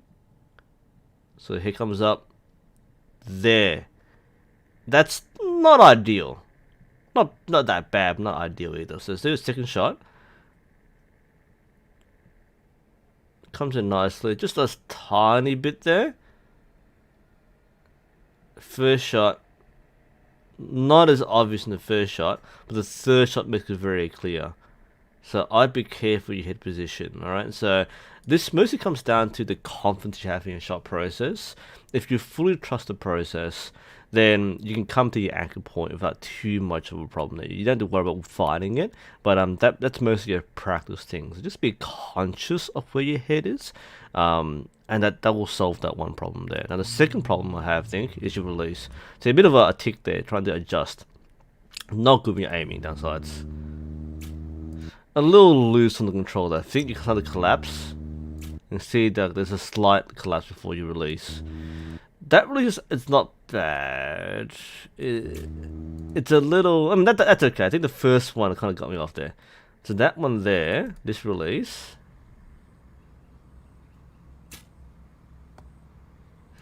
It's a bit of a throw. Okay, so it's not a bad release, but you are throwing your hand a bit too actively. It's not really a pluck.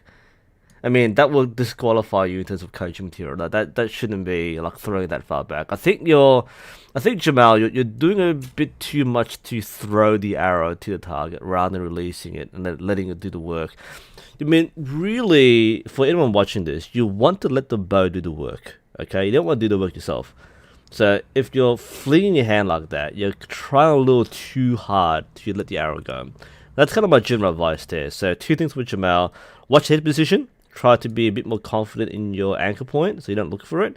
And secondly, when you release, relax a bit more, make it a little more compact rather than throwing your hand back. It's not bad, but you find that that will let you down by 2 or 3 points each arrow because it will drift slightly left or right. Apart from that though, looking good though, nice structure. Alright, next up, let's go to 1G. A folder for me? Okay, so let's put a drive. Alright, let's go. Alright, this is... Alright, we'll do this one, left-handers. The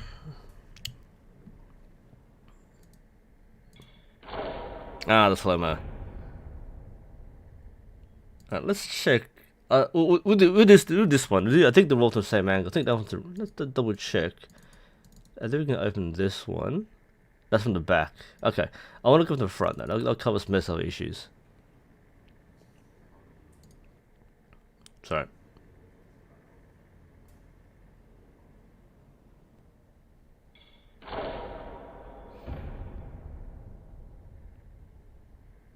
Not bad actually. Let's watch it step by step. Okay, that's our setup.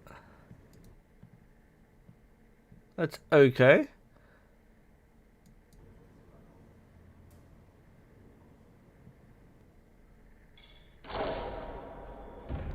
Good release.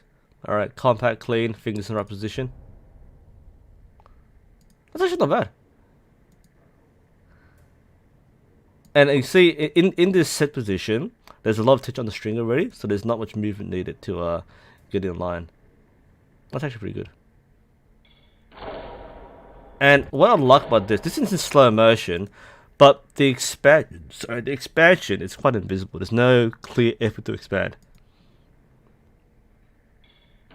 That's beautiful. I want to really hammer in the really good points here, right? That expansion is clean. Because we see some of the videos today already that people were kind of making it, making it hard to expand. That one is a very good expansion.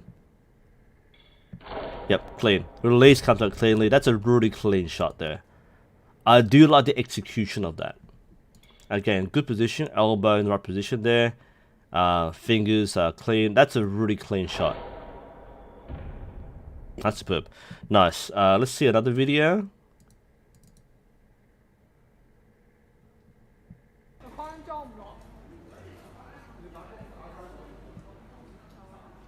That's okay, by the way. People get freaked out by sky draws, and unless you are drawing it back, it's not a sky draw. Okay, a lot of people start high.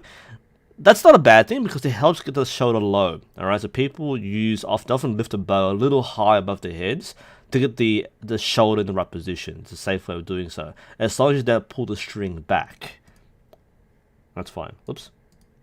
Oh, high quality, good.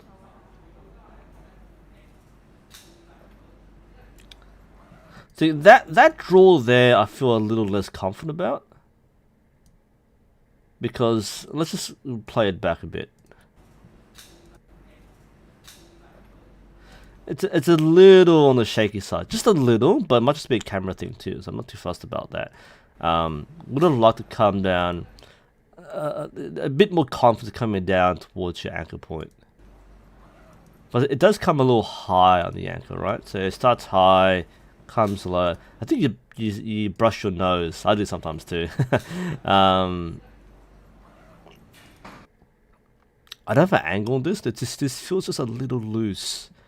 This could be a stronger anchor point here. But otherwise, structure looks fine though. What the? Okay. It's a clean... I might just... Yeah. It's a nice execution, no doubt about that.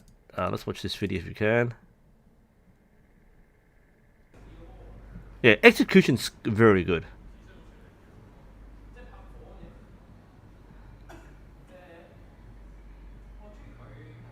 That's actually that's a clean one there. Very clean execution. I think it's automatic trying to button into the highest one. That's fine. We'll do it that way.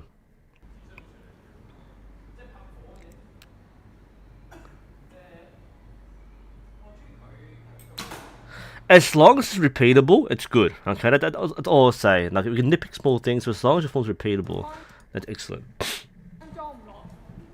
Let's do it one more time over this side.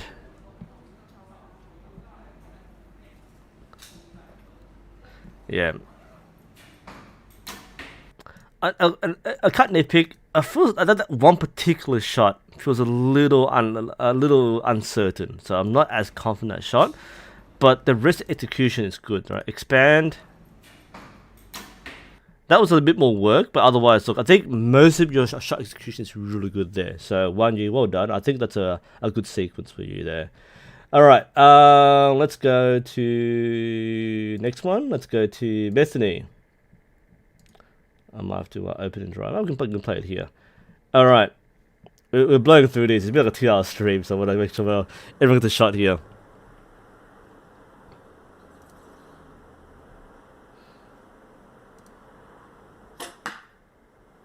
Ah, she's doing Genesis. That's right. Okay, we're just starting out. So this is no shooting COVID. Shooting a 20-pound Genesis. I got a 30-pound recurve, which is too high. All right, Genesis time. Let's go. I haven't seen one of these for ages.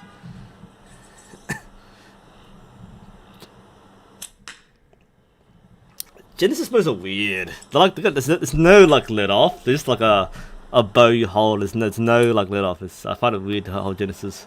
Genesi.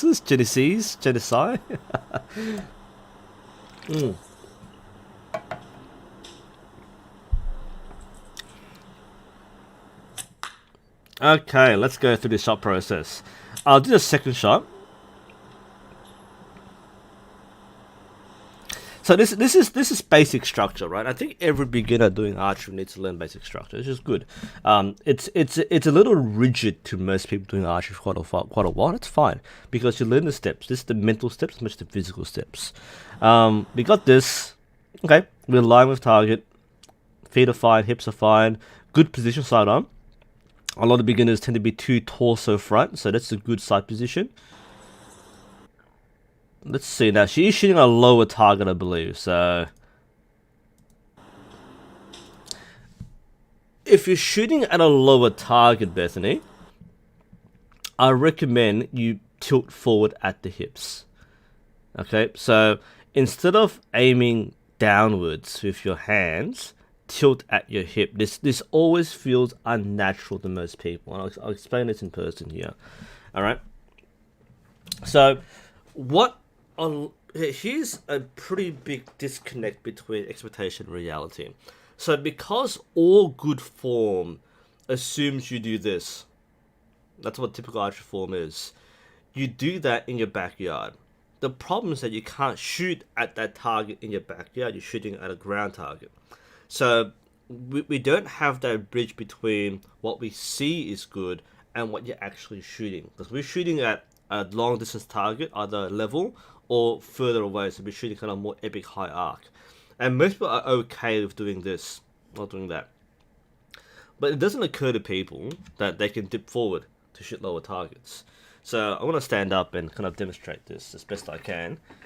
So again, when you shoot, you want to pivot at your hip over here. A teapot, I'm a little teapot. I do this every single video, I swear. All right, you do. Someone has to do a super cut of me doing a teapot every single stream I do. So that's a teapot you want to do. If you're shooting on a lower target, you want to lower your front shoulder. You want to pivot at the hip. So I'm shooting at a 10-foot target, pivot downwards, shoot like that. It doesn't look as good on camera. But it's important to maintain your shoulder alignment because on a heavier bow, what will happen is if you shoot like that, you're standing straight, but you're shooting like that, you're going to start popping the shoulder up. You put more strain on this front shoulder here. 20-pound Genesis bow won't do that, but 30-pound bow will. Alright, it'll come back and hit you a lot harder. Just be careful of that shoulder position when you are shooting at a lower target. And I'm assuming you are, okay? So that's why you have this lean. You're leaning backwards, and lifting your rear hand round and leaning forwards. Okay, so that's a one quick tip for you there.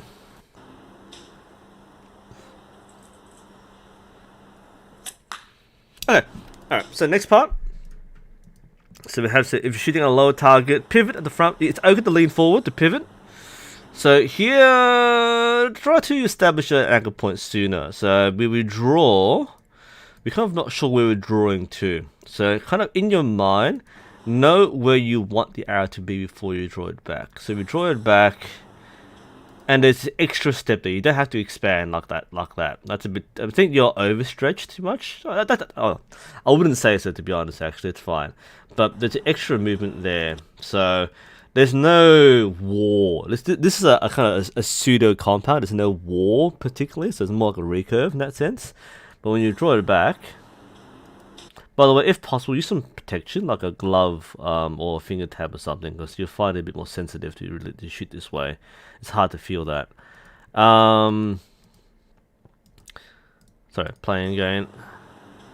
Yeah, a bit too much movement there, so just try and pick the spot on your face and try to get it straight there. I also want to talk about this here. That's not a good grip on a bow. Alright, what you want on a bow here is you want to be able to have the meaty part of your thumb on that pressure point there. So you've got, this is a very low grip, I think they call it. So the pivot point of the grip is jamming into the webbing of your fingers, between your thumb and your index finger. What you actually want to do is have the meaty part there along that pressure point.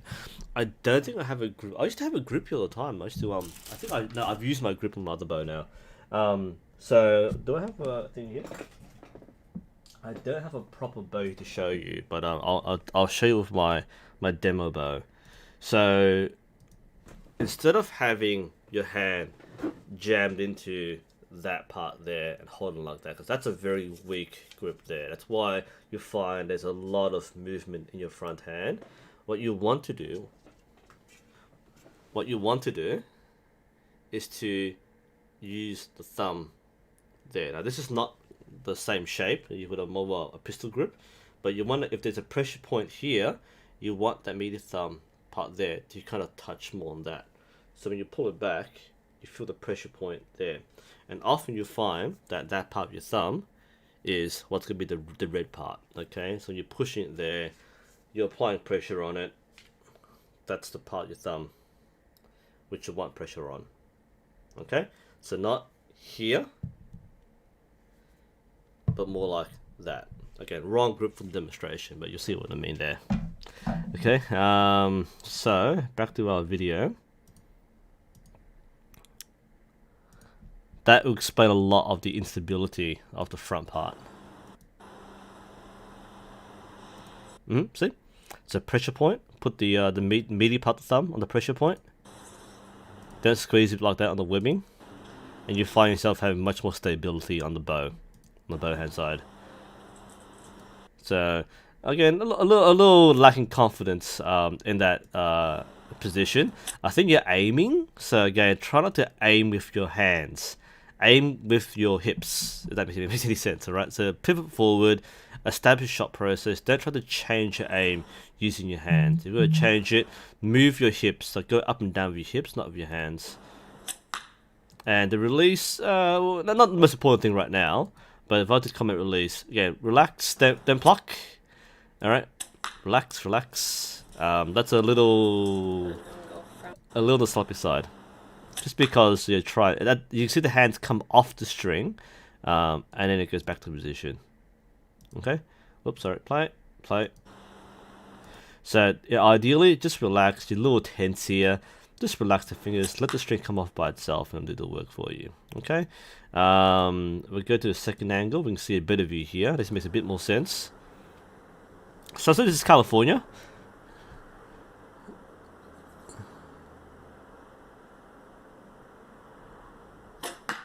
Yeah, see a bit of a collapse on the string there. The feedback a little sloppy.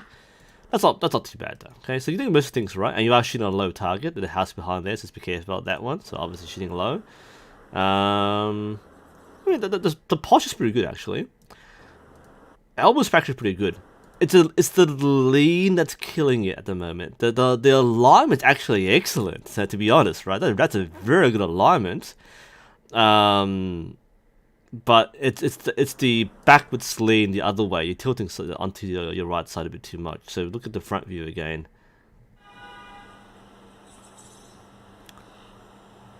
Yeah. So what's happening as you're shooting is you're leaning back further, but you're actually aiming at a lower target. So you're doing two kind of contradictory things. You're leaning backwards and you're lifting your arms up to get the alignment. What you should be doing is pivoting, is maintaining the line here, and then moving down, like pivoting forwards, like tilting forward to get the shoulder alignment and the aim correct, rather than shifting the elbows. So that's the feedback there. All right, there's a couple more to go, so let's do a quick chat break and coffee break, and then we'll finish the rest in the next 10 minutes or so. What's happening in chat right now? Are people still watching this? That's amazing. What's up, guys? All right, so Jamal's point there was from thanks, Jared, for Jamal's feedback. He's twisting his hips to get the shoulder alignment. Okay, true.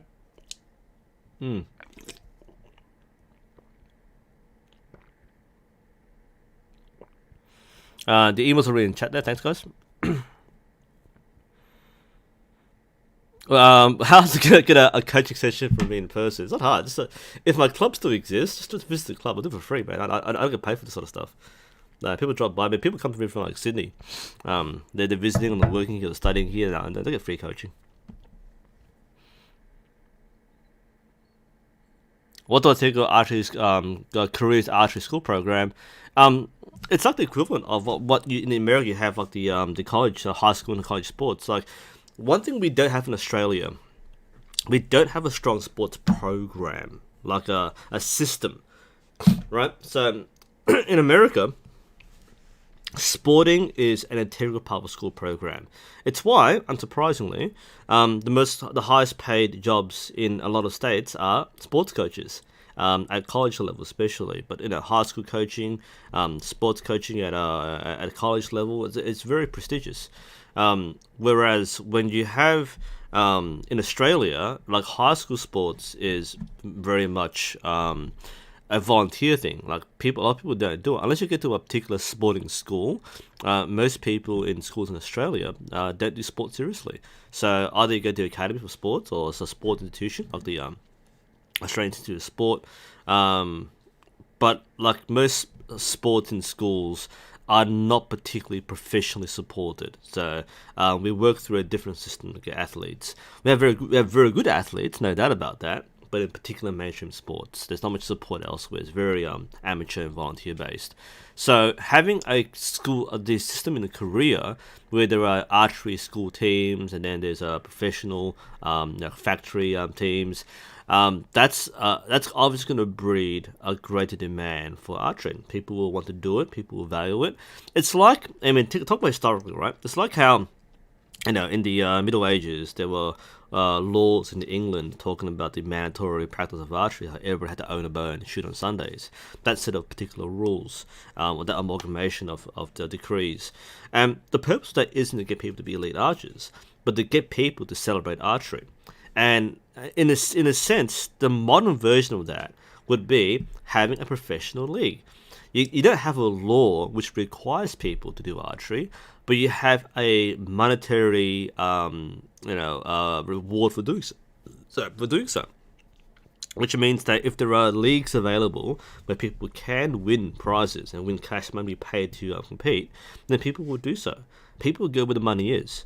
That's why in other countries people will play basketball, they'll play football, they'll play baseball because the money is there. People will go where the money is. Tennis as well, for example. But archery is not a money sport. It's not a popular sport. It's not particularly spectator friendly.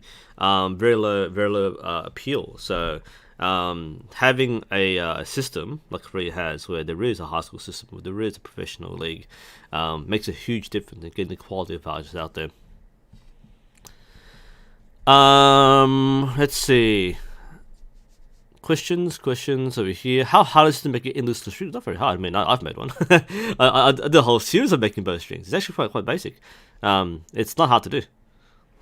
This is one of those things which is really easy to work through. It's not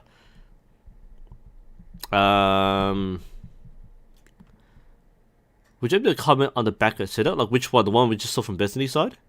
Or okay, Bethany side. Yeah, we can. Let's. I just deleted the video. Let's do. Let me just take it back. It's in my junk mail somewhere. Trash. Let's bring it back. Bethany. Let's do a quick review of the setup here. I think I can still watch it. Yep, it's fine. Not ideal in my opinion.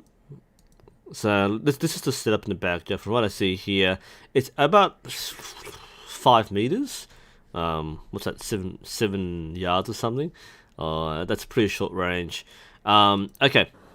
So if you talk about like backyard shooting, the fact there's a whole house right there kind of gets me a little nervous. Okay, I mean, there will always be a way for an arrow to get past the fence, either over, deflecting off something, going through a hole in the fence.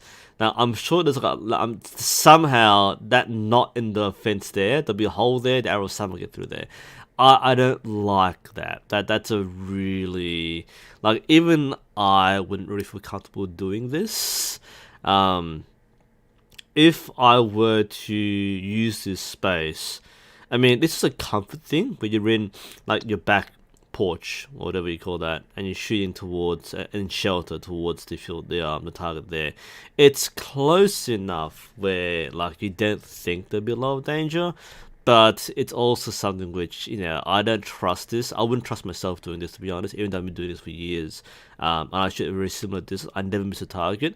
I don't like the risk factor. I mean, when I shoot, I've got like a bush in the way that'll catch arrows. I've got a fence before it reaches the backyard. So I don't really shoot with the arrow, the target. I can't say target, by the way. I imagine it's on the swing there somewhere.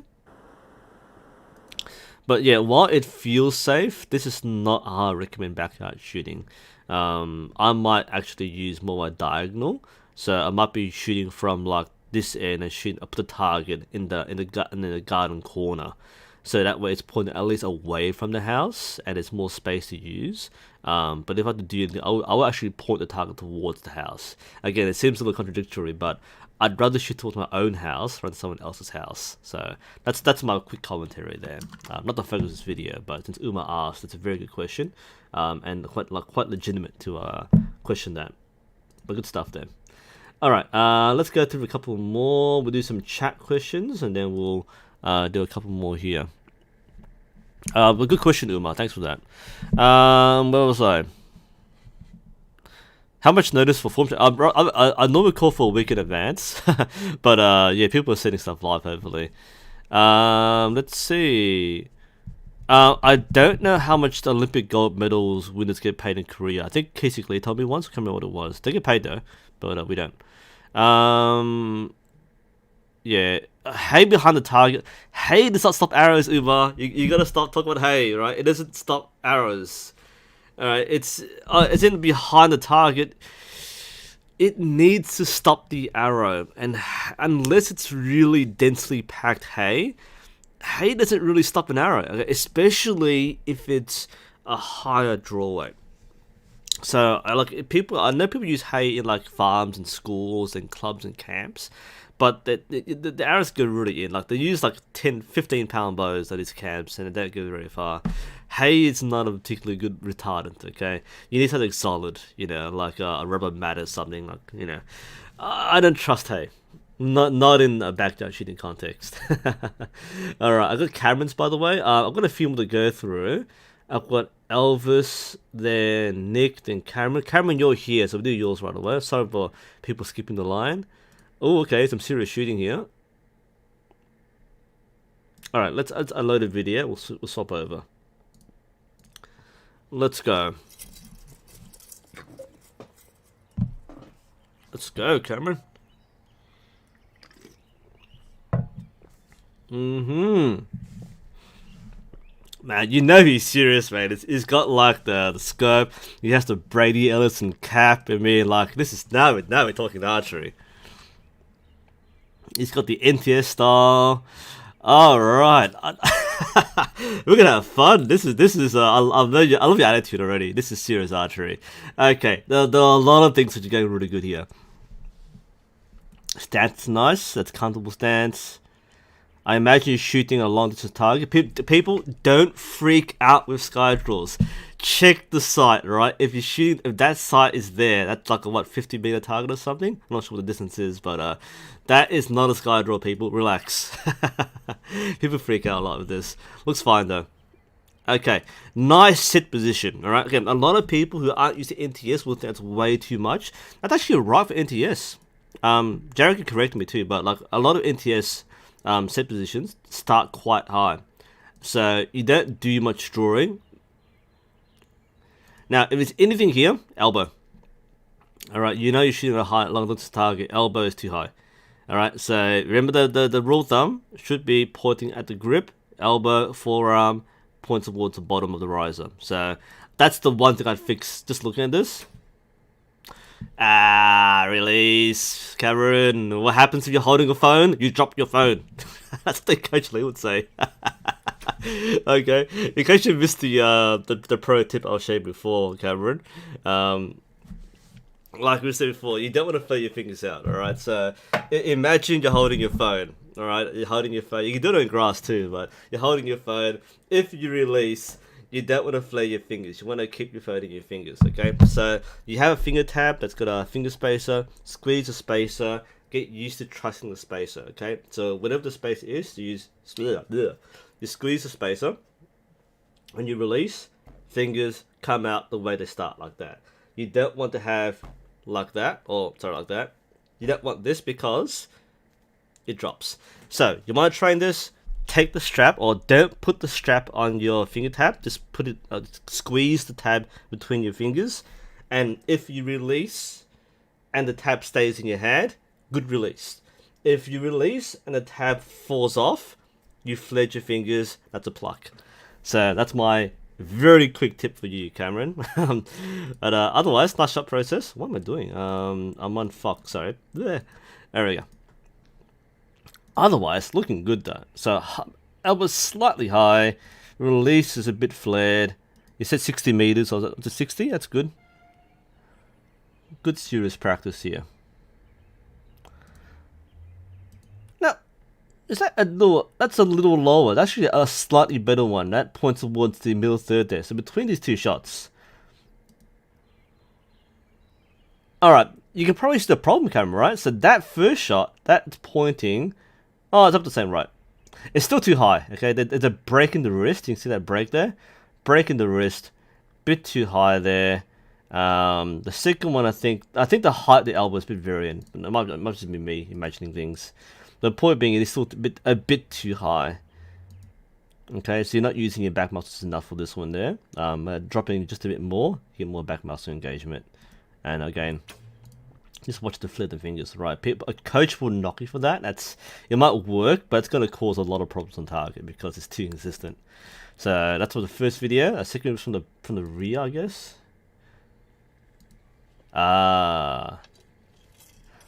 Let's oh, thanks. 360. All right, they just sent it in, so it's not rendered it yet. Okay, but we can see the form here anyway.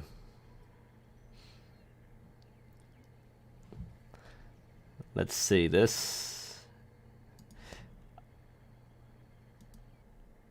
That's not bad. Good core use. I think I'm seeing from this camera there. So we're using our core. That's nice. So there's no hip movement there. You want to watch hip movement, alright? So for those watching this, if you're turning your hips, that's not good. If you're imagine, and this is the way Coach Lee explained it. Imagine you are like wringing like a towel. Right? Imagine that you have a towel. This isn't a towel, but close thing, right? Imagine that you're doing this to yourself. You don't want to turn the whole thing around. You want to keep this, but you want to upper body. You want to have that torque, okay? So it's like a coil. Basically, it kind of explains it's a coil. Same with golfer swings. It's like coiling the body and then letting it go. So you're coiling it rather than moving everything into place. You want to keep your hips in the right position and then use your upper body only your upper body to get that, not your whole body. Let's try that again from standing up. Okay, you don't want your whole body to turn like that. You want to keep your hips still and only use the top part. That's the coil. If you can get that feeling there, that's what you're aiming for. So that the visual there is the towel. All right. So you want to turn the towel. Do that other way if you want to. Right. You're turning it around and the whole thing being turned that way. You want to have that twist in the towel. So that's kind of what you want to visualize when you are doing this kind of archery. Okay. So that's what Cam is, I think, doing quite well from what I'm seeing in this video. Oh, by the way, Mehedi, yes, basically shots like can be used in trad archery, absolutely. You can do a bare bow, you can do a trad, absolutely. It applies. Sorry, I see from Jared there. Grid and Helber high, I think you can see set position full draw. It better be set correctly down the back, yeah. Yep. It's very closely tied to that. Bone structure thing, okay. That's alright. That's good. The Michelle Coppin release. Nah, it's alright. These aren't like, you know, big game judging problems, but like these are things as a second set advisor or coach, that's probably what we'll pick on. Again, it's not a horrible release. It's just that, like I say, it's a bit flared. Just be careful that it exceeds kind of like what you normally do. So that can cause problems. I'll say it will cause problems, but it can cause problems. But yeah, that's a bone structure thing. Okay, fair enough. I like your grip there. Nice grip there. Good position, the hands. You're doing a lot of things really well. That's what I really want to hammer down is like you've got good structure. You've got good rotation going on there. Look at that. Very good control. Great alignment too. So you've been trained really well. That's good elbow alignment. And like I said, it's a little high for my liking, but the horizontal alignment is very good. And good execution. So, overall, Cameron, well done. Looking good there. Let's hammer a few more to see Elvis quickly. I like people are so polite when sending videos in. I'm going to open it for here instead. That same thing? Same thing, okay. Elvis, let's go. Do I have the right screen on? No, I don't. Sorry. Of course I have the wrong screen on.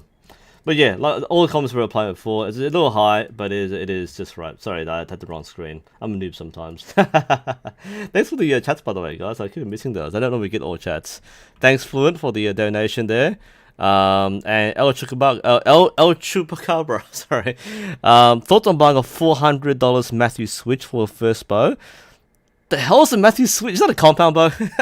wait, help me here, guys. I don't know this stuff. What's a Matthew Switch?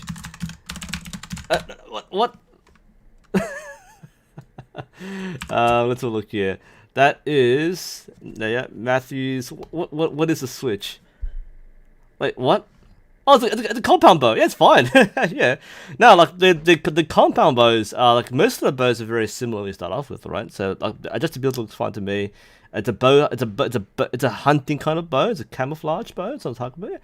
Look, as a first compound bow, it's as good as any really. If you can get it affordably, then it's great. Like I have no reason to say anything negative about the Mission Switch.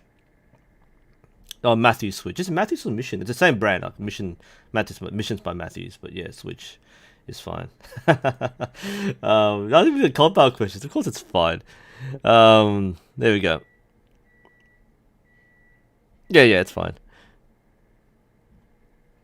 Yeah, Mission Switch. Compound bow. Yeah, no, it's fine. Because a lot of people play favorites with like bows. Like, I don't use one brand another. Like, there's no reason why you can't use certain brands. I don't care if you use like a PC Stinger or a Mission Switch or a maybe a Genesis might be going too far, but the Switch is fine. It works as a bow. You'll be right. Good question. Thanks for the donation too. Appreciate that. Thanks for it before as well. All right. Samick Sage strung for a few years. The Sage should be okay, actually. Honestly, like most of the modern bows are okay. Like I'll recommend you don't leave it for years, but you You should be okay. Just check for sounds and creaks when you pull it back. If it's like a kind of cracking sound, just check the fiberglass layers. But yeah, not great. So I kind of be worried about it. But again, the ceramic sage is a fairly modern bow, and you can leave it for like months, maybe not years, but it won't lose its shape and probably won't damage it unless it's stored in a really bad condition, like really hot or something. I haven't used the Ellison veins yet, unfortunately. I've used the KSL jet veins, but haven't used the Ellison veins. Alright, let's do Elvis. It's Elvis, right? Yep. That is Elvis Pereira. Let's go. Nice arrow veins. Alright. Oops. Okay. Let's look. Alright, I think that's a problem. I saw it before when I was watching this. Alright, I'll be careful just breaking the wrist. Alright, so when you start out here, try to get the wrist position straight before you draw it back. Okay, so because you start with a broken wrist, your instinct is to move your hand rather than your elbow. Alright, and that's what you see there. That's you can see even without the back view, the elbow is out of alignment. I'm in the right screen. I'm in the right screen. The elbow is out of alignment. Okay, so try to correct this before you draw. Get that wrist straight. Like you can't start like this. That's pointed the wrong way. That should be in line with the arrow at the very least. Okay, so learn to kind of pop your wrist outwards. A lot of beginners have this thing where they shoot the wrist bent for some reason. Get used to the wrist being straight, if not slightly protruding. Let me show you before I forget to do this later on. Okay, so people are doing this. Yeah. So instead of doing this, I'll do the side view just because of the 3/4 view. All right, instead of doing this. Right, people start like that, and they come up, and they draw like that. The wrist still broken. What you want to do is maintain your wrist position. Camera's over here, sorry. Okay, so don't start. I can't even do it wrong. I'm just not used to it now, right? Instead of starting like this. There we go. People do. I can't do it wrong. What the hell? Yeah, instead of doing like that. You know, you've been great archery, but you can't do it wrong, Jared. Am I a bad coach? I can't do it wrong. What do people do? How do people do that? Now I'm confused. Okay, that's what you're supposed to do. That's what you're supposed to do. Yeah, no, it's a reason people do it like Jared was saying before, but like yeah, the correct way is to keep it straight, right? So imagine you have something here blocking your hand from like bending inwards. And often when I show people who have a really bad habit, I put my finger here and I put pressure, not to stop them, but to say, do you feel pressure? Because if you feel that, they don't realize this, but they're fighting so hard to bend it. I'm actually fighting to push it back, and they're still pushing against my fingers. I'm putting a lot of force. So I get people who just don't realize that instinct there that they're going to keep it straight there. So you don't want this, all right? You want straight. Now, some people might start even a bit more. So imagine, like looking from the top-down view. Don't do that. Don't draw like that and then straighten out like that. Start like this where possible. Now, some people do this even because when you draw, you'll naturally straighten out round and other way around. So some people slightly bend outwards. So there's a slight curve here, but straight is what you really wanted to maintain at full draw. Starting like this will mean that when you come to full draw, you often don't come to a full elbow rotation behind your head because you're kind of stuck like this rather than like that. So that's one of the quick tips there. I can't do it wrong, man. That's so funny. Yeah, like Jared's got exactly right there. It's a very instinctive thing to keep the bow straight. Back to the video though. That's one thing there. What's wrong? So just be careful with your wrist position. I'd rather see that start. Now, the second thing I'll spot here is the bow grip. Stop. Very important when you're shooting this kind of archery. that you establish all the steps, and you actually are doing this, but not do it in the right order. Okay, so every process starts from stance, set the foundation. So check stance, stance is fine. All right, you've knocked the arrow. At this point, because all these things are not in the process, they assume you've already mentally checked this. But don't forget to check this. This point is where I would check the hook and the wrist position. I will also check the grip. Because what do we see there? Alright, what we see there is you started the shot process with the wrong grip. That's not how you grip the bow with Olympic style. You tried me have no sling, sure. With the Olympic bow, you do correctly later on, but your fingers are rapid on riser. Now, when you draw, they come off. All right, and this is where this is worrying me. It's not dangerous or anything, but this is from a pro's point of view. You haven't checked your grip before you do. All right, so that's not how you hold a bow. This should already be correctly on the pressure point of your thumb, on the pressure point of the grip. All right, not there when you lift the bow up. Alright, it should be already in position because there's a collar of adjustment in the front hand here, right?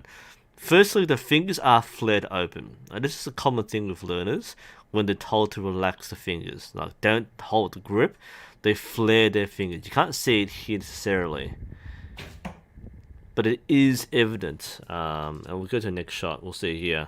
So again, we'll see the hand opening up as we shoot. Bit of a grip there, so some anxious movements. So you got a slight grip there. Sorry, let's restart that. That's not bad actually. But can you see what's going on there? Can you see what's going on there? That was the shot which goes away, right? So the bow grip might be the main thing here. Wrist, he does straighten out there, so that's not crippling, but it can be a very big habit to start collapsing and start you end up not having the right shoulder alignment if you do it that way. But that one there is a giveaway.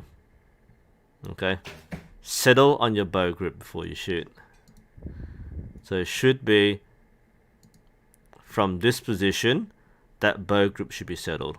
Alright, if the knuckles angled correctly, the pressure point there, you don't change the grip halfway through.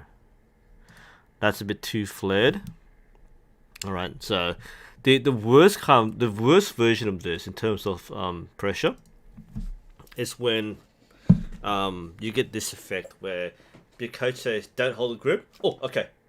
And they do like a spear grip. They do this. Sorry, things in the way. They do this when they shoot because they're told not to hold the grip. So they do that. You don't want that. You also don't want that either. That's not a good example of that, alright? That's kind of what you want there. But you want to settle that before you start the process. So before you draw the string back, have to grip correct. This is the wrong grip, by the way, so I can't do it correctly. But grip in, then you shoot. Okay? You do not want to go, go... you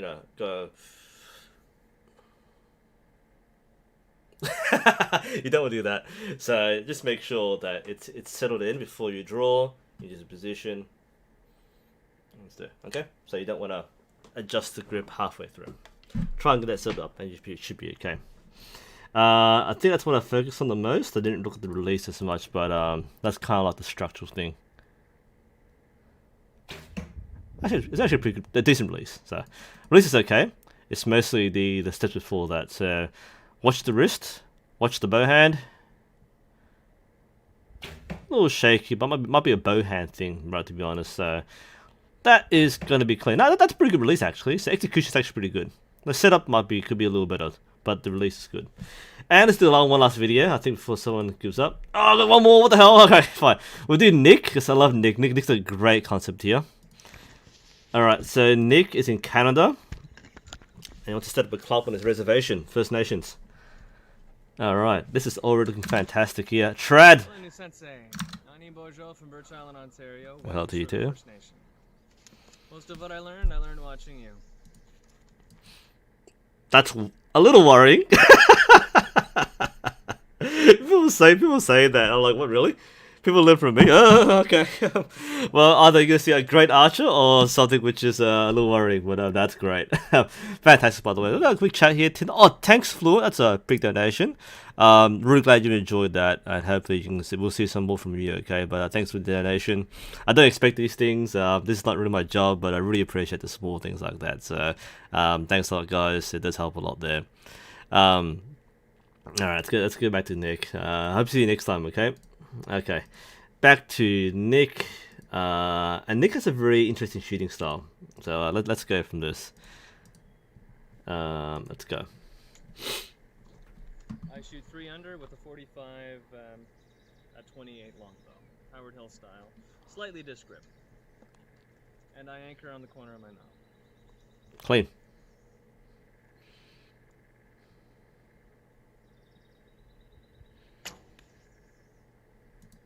Okay, and that's a clean shot. As far as trad shooting goes, that is clean. Now, I don't like this kind of shooting necessarily, but it doesn't mean that it's bad or it's wrong, okay? He's very clear on this. It's Howard Hill style, and he shoots instinctively with this method. Alright, so while this is not what we often teach people, and this is not how I do it, and a lot of trad shooters adopt a more modern target style, where, and this is important to kind of differentiate, this is a good thing to watch. I think it's clean here, right? So I'm not going to knock the execution because the style is in fact quite different. So, what we do, okay, in most trad shooting and target shooting, it's more modern style, is we draw to our anchor, and then we settle, and then we shoot, depending on what you start with specifically. But for trad shooting, it's just simply, you can use the anchor, and you fill the shot. Okay? So, what Nick is doing, and this is more the Howard Hill style, firstly, it's 3 under, but secondly, he's shooting, it's aligned with the target, so he's instinctively aiming at the target, he's looking at the target, it's pulling it back, and back, and back, and back, and then he lets go as soon as it reaches the anchor point there. That can actually be a very reliable way of shooting, instinctively, as far as instinctive goes. And firstly, Howard Hill is a great shooter, no doubt, legendary shooter. And a lot of techniques he makes work really well. People want to emulate it, that's great. That's a technique. I mean, I wouldn't teach someone to shoot like that, because it's, to me, I find it a bit less reliable to teach someone to do. But some which someone trains to do, I can see where it can work really well. Now, are there some downsides to this? A little. Again, not a huge deal. One thing, not particularly with what Nick's doing here on the style, but one thing to be careful of is for most people trying to do this, just be careful of taking too long to draw. This is because he's doing all the instinctive aiming and processing during the draw. He reaches the anchor point and he lets go. It's like a trigger. He touches, he lets go. So he'll slow down the process for as long as he needs to be on target. All right, and there's nothing wrong with that. This is a very interesting approach to shooting, and the result is you get a decent grouping too. This is like 15 yards, I think. Yeah, play. Ah, yes. This is probably around 15 yards. Yeah, 15 yards. That's not bad. 15 yards, we can probably group instinctively. Look, you can probably group better than that, but we're starting at, that's okay. Nothing wrong with that. And I'm not saying that aiming or changing the form will make it better. It's often just practice. Now, the weaknesses, potential ones, which is to work around, one of the issues of a slow draw is that it's wasteful on stamina. This is more for target shooting rather than trad instinctive shooting. So I'm not saying you should change this. But those watching this video and getting feedback on different kinds of form, what you may want to think about here is, okay, for target shooting, you don't really want to take that long drawing it back because you're putting a lot more strain and stamina. You want to go to your anchor point, like good draw, strong draw, anchor, and execute within a fairly short time frame. Longer than that, you start losing that focus. There's a particular shot rhythm which you need to have. And when you take too long to draw, you find yourself losing that rhythm, and it can be quite tough to be consistent with. So that's a potential weakness of that. Not saying it is a weakness, can be very clear. I don't change people's style if they chose to start to practice with any style here.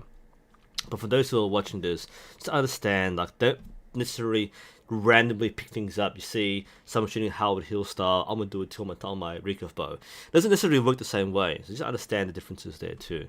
But that's how Howard Hill shoots, and that's a very good way to demonstrate that. So well done to Nick there. So the process is different. The result is very similar. Now, I can comment execution, okay? So there are certain process things which are different, but the structure is mostly the same, okay? So I like the stance. All right, we're very focused, and trad shooting is instinctive shooting is a little different here. I would perhaps see more elbow rotation behind your neck if possible. Like, it's a little pointing out towards the left side. So you see here, it's not terrible. Yeah, you could go a bit further behind your head now, just a little bit, but it's not a terrible thing. I think you're doing all right there. And the release is the most important part. That's pretty clean. All right, we're doing traditional instinctive releases. That's a pretty powerful release. Like I said, there are small things which I might be a little more compact. I know. This is probably around. Sorry about that. Let's 15 yards. So I know for me shooting 15 yards of a trap, but I could probably do better than that, but I'm not flexing. That's just like a pretty short distance. So it is possible to shoot instinctively and get a more of a touching group at 15 yards once you get used to it.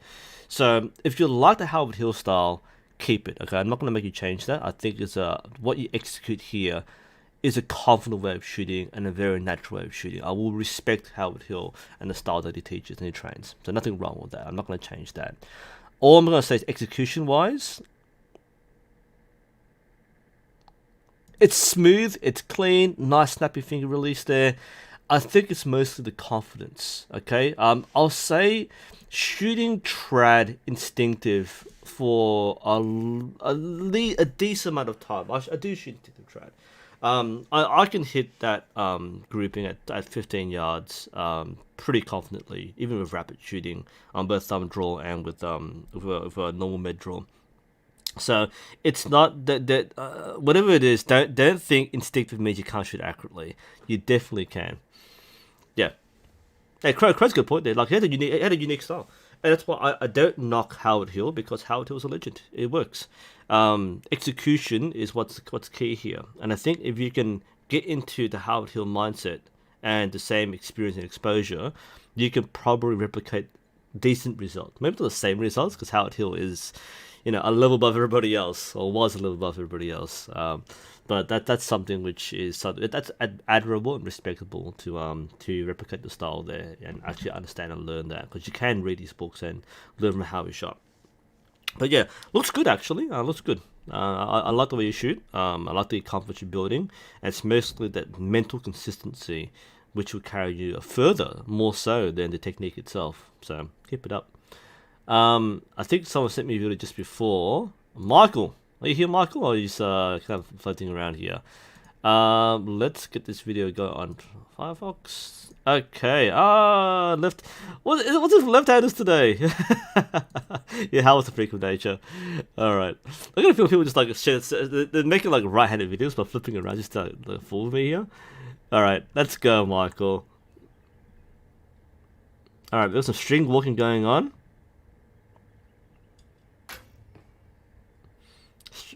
Ooh, multiple views. Let's go.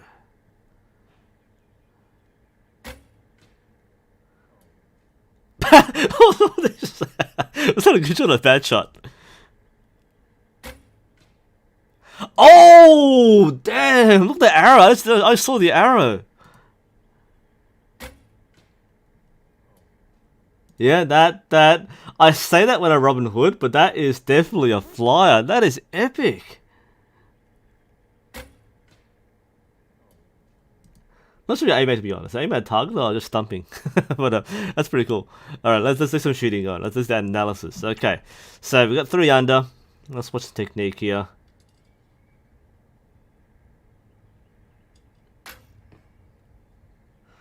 Bear bow is a very unique thing in itself.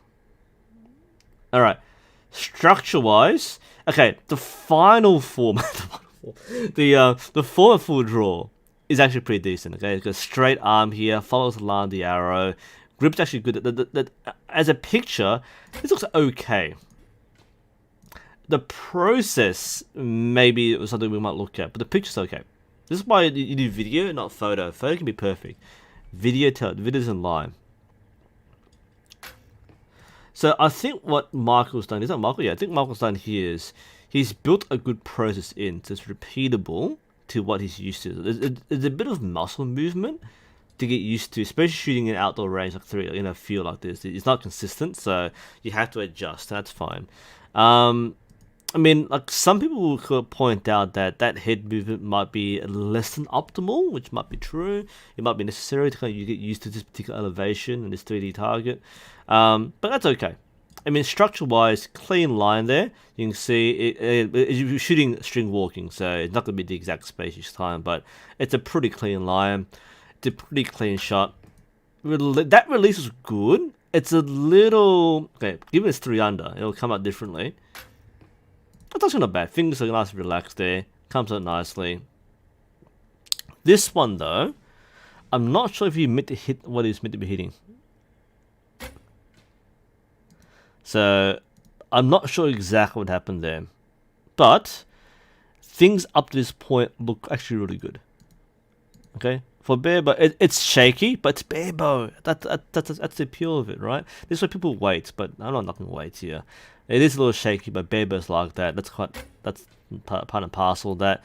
I'm not sure if that release caused the arrow to not hit where you want to hit, or whether that's the result of the arrow. It's kind of like, oh, whoops, sort of thing. Watch that again, because that follow through is a little excessive, and that might have caused the arrow to go off where you want it to. Everything else was good though. All right, a bit of movement, but not too surprising. Is there something able to draw again 3 under? It's gonna be a little different. Bit. I feel there's a bit too much movement, a bit too much rotation in the upper body. So a bit of hip movement there. The waist is turning a bit. So maybe anchor this a little more tightly, and use more core to turn the draw coming in. That's a loose release. Not sure what happened there. There might be an F up, but that's an epic arrow there. Beautiful. Obviously not your backyard, but there we go. And I think that's it. Thanks, Mark, for sending it in. Hopefully we got the feedback in for you on time. And that's, I think, everybody. All right, so thanks for everybody who submitted. Let's do one final debrief. Whew. That was Michael, yeah. Hey. Well, what were you shooting at, Michael? I didn't see the target very well. What were you shooting at?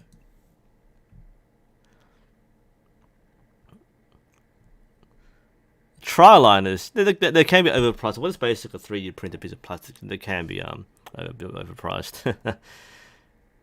One is farsighted. I actually don't know. It's the whole idea of dominant eye and hand is always controversial. By the way, thanks for the donations, Mr. from Antediluvian. Thank you for your donation, $3 Canadian. It's coffee money, so this was the coffee, which I don't normally drink, but thanks a lot. You see, Uma has a thing about, hey, this is great. I love this. Because it's a debate between whether it's more of an aiming thing or whether it's a process thing. Okay, so people who are cross dominant may not need to change eyes, because if it's process driven, then it doesn't matter what eye you use, it's the hand that you use. So it's a bit of an interesting debate. There's no real right answer. It depends on which school you follow. It always flip flops between both.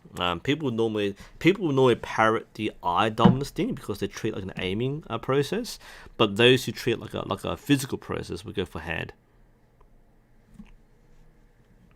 An actual deer or a deer target, a 3D deer, right? Was that a question about anchor points? Did I miss something before? Who are we talking about? Intranet. Okay. I don't get the wildly different anchor points. Just my anchor slightly below his ear. Okay, and just anchor at the other point. Okay, I get this. Alright, I know this. Okay. Anchor points depends on purpose, okay? Now, with the... Because Joe Gibbs shoots English longbow. Justin Ma shoots Asiatic thumb draw. And thumb draws tend to, but don't always anchor longer. This is very important. Not every thumb draw anchors long. Like Manchu, for example, anchors way long. So Kudo, Japanese archery, tend to anchor kind of way past the ear. All right. Same with Manchu, they kind of way past over here. Whereas English longbow tend to be more along the ear or the kind of edge of the jaw, and because modern target tends to be at the cheek or under the jaw. What is the purpose of the shooting style? Thanks for the donation, Andy. $10. Thank you very much. Hope you enjoyed that. Good shooting, and that will hopefully cover your arrow. But yeah, a lot of it depends on the style of bow. So, someone like shooting a longer thumb draw, a longer draw, is relying on two things. Firstly, shoulder alignment to tell them they're in the right position. Secondly, they might actually be using a bow hand anchor, because a lot of traditional styles are limited by historical materials, like for example the length of the arrow, the material of the arrow, the material of the bow, and so on. So while you see a lot of, say, Manchu style archers or Chinese style archers like Justin Ma shoot with extremely long draws, the anchor point is actually the arrow itself. I don't have an arrow here. No, I don't have an arrow here. What am I talking about? Of course, I have an arrow here. So the arrow, a lot of text will explain that they draw to the arrow point. They'll touch where the arrow meets the shaft. This is a good example. It's a field point, but normally as of a bulging point, the actual historical arrows. So you draw till you touch the metal. I think it's written in the Saracen archery text. So the Mameluke archery texts have that. And definitely the Chinese texts have that too. So they'll draw to here. So they actually do have a reliable anchor point. A long draw with historical trad bows means you get a lot more power. Not these bows, these are just recurve bows, but if you get like a proper bow, I've got quite a few here. Give me a second while I put half my things down. Sorry, let me dump my arsenal. Give me 2 seconds, guys. Yeah.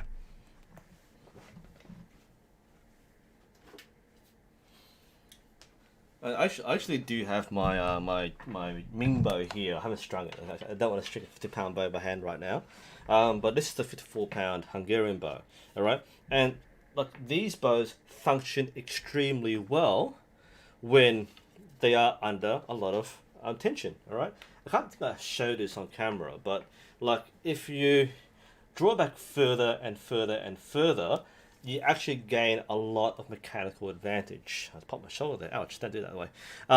So that benefits a very long draw. A short draw, you're kind of underusing the potential of the bow.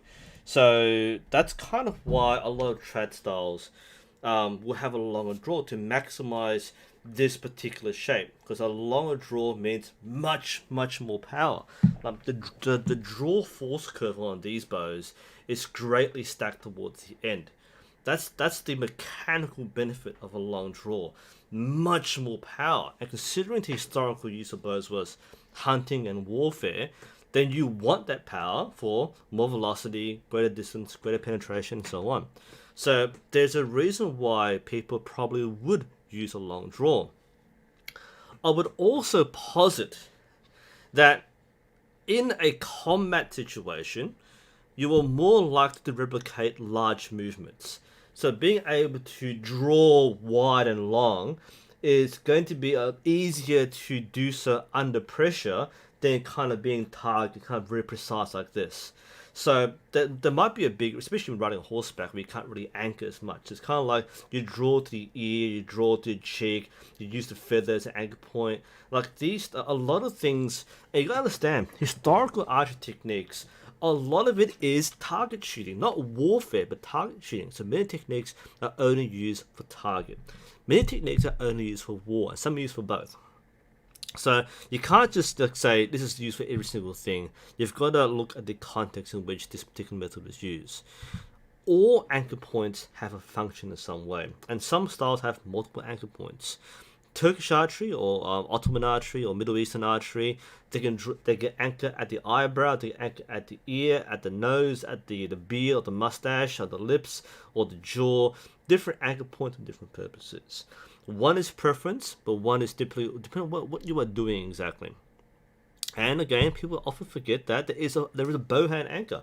People will use the point of the arrow, and these days when using longer arrows, they might use like a plastic strip, something they can touch with tactile feedback, where they can feel where the anchor point is. They can draw long, but still be consistent with that.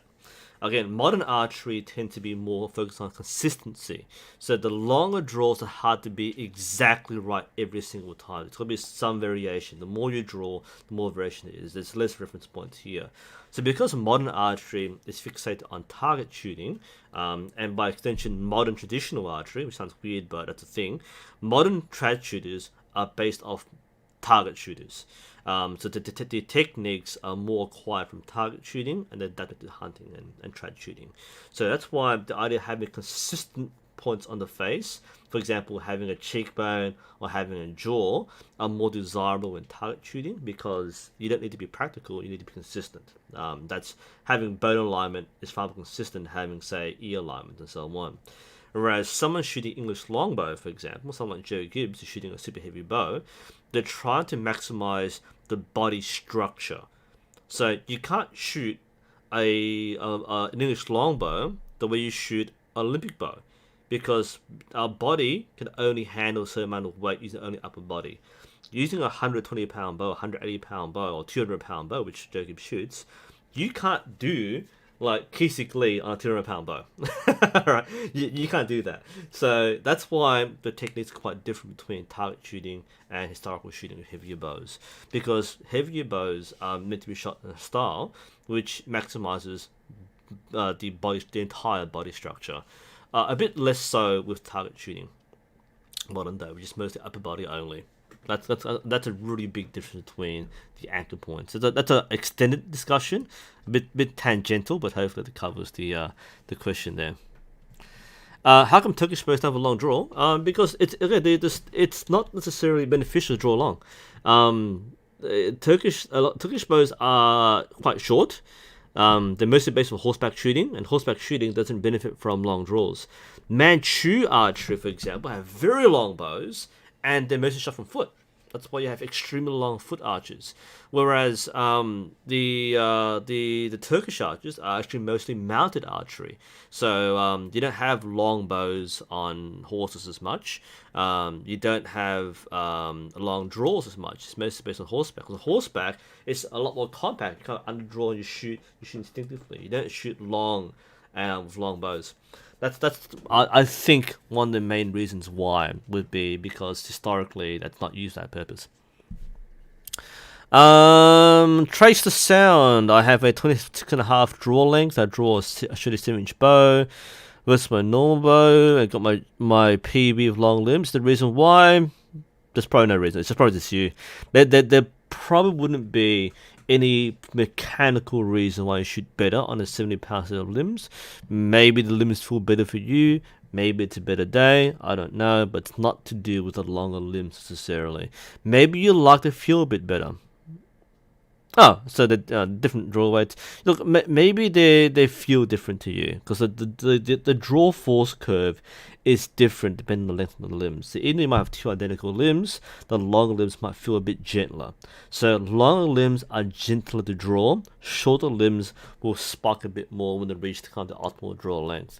You're way below the optimal for a long limb, but you might just prefer a bit better. So that might be a bit of a factor there. Youth, does the bowhand anchor function like a clicker? Yes. Yeah. It's not the exact same thing where the moment you touch your anchor point, you let go. The clicker is more of a trigger, a mental trigger for us. So we're trying to release on hearing the click.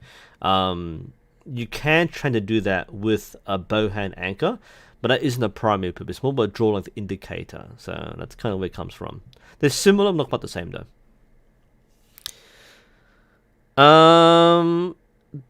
Does the longbowman, this is legendary RQ, I might have missed the question before. Does the longbowman have it too? Have what too? Sorry, I missed the reference point there. Might have to repeat the question for me there. So, the longbowmen have to do what? Have what? What literature would you recommend on archery? Depends on what kind of archery you're talking about. Talk about like historical archery, trad archery, modern archery. You talk about historical. They go to Archery Library. It's a free online website. There are a lot of text on historical archery. Things like Arab archery, Saracen archery, very good. The Way of Archery, Gao Ying is also very good to read. Modern archery. We talk about English style, Toxophilus, which is a pretty weird book to read. But more modern days, I think the Art of Archery, the one by Horace Ford, I can't remember what it's called now. Horace A. Ford wrote one in the 1800s. Modern archery, Total Archery, basically. The Art of Winning by Rick McKinley. Rick McKinney. Archery Anatomy, it's a good book to read. That's actually a pretty nice biomechanical book to read, the musculature of archery, which applies to a lot of different archery courses, styles. Yeah, draw force goes. Longer bows are more forgiving. Shorter bows will probably perform better, but a longer bow is more forgiving. In general, that's why you might find the longer limbs to be a bit more friendly for you, why you might shoot a little better.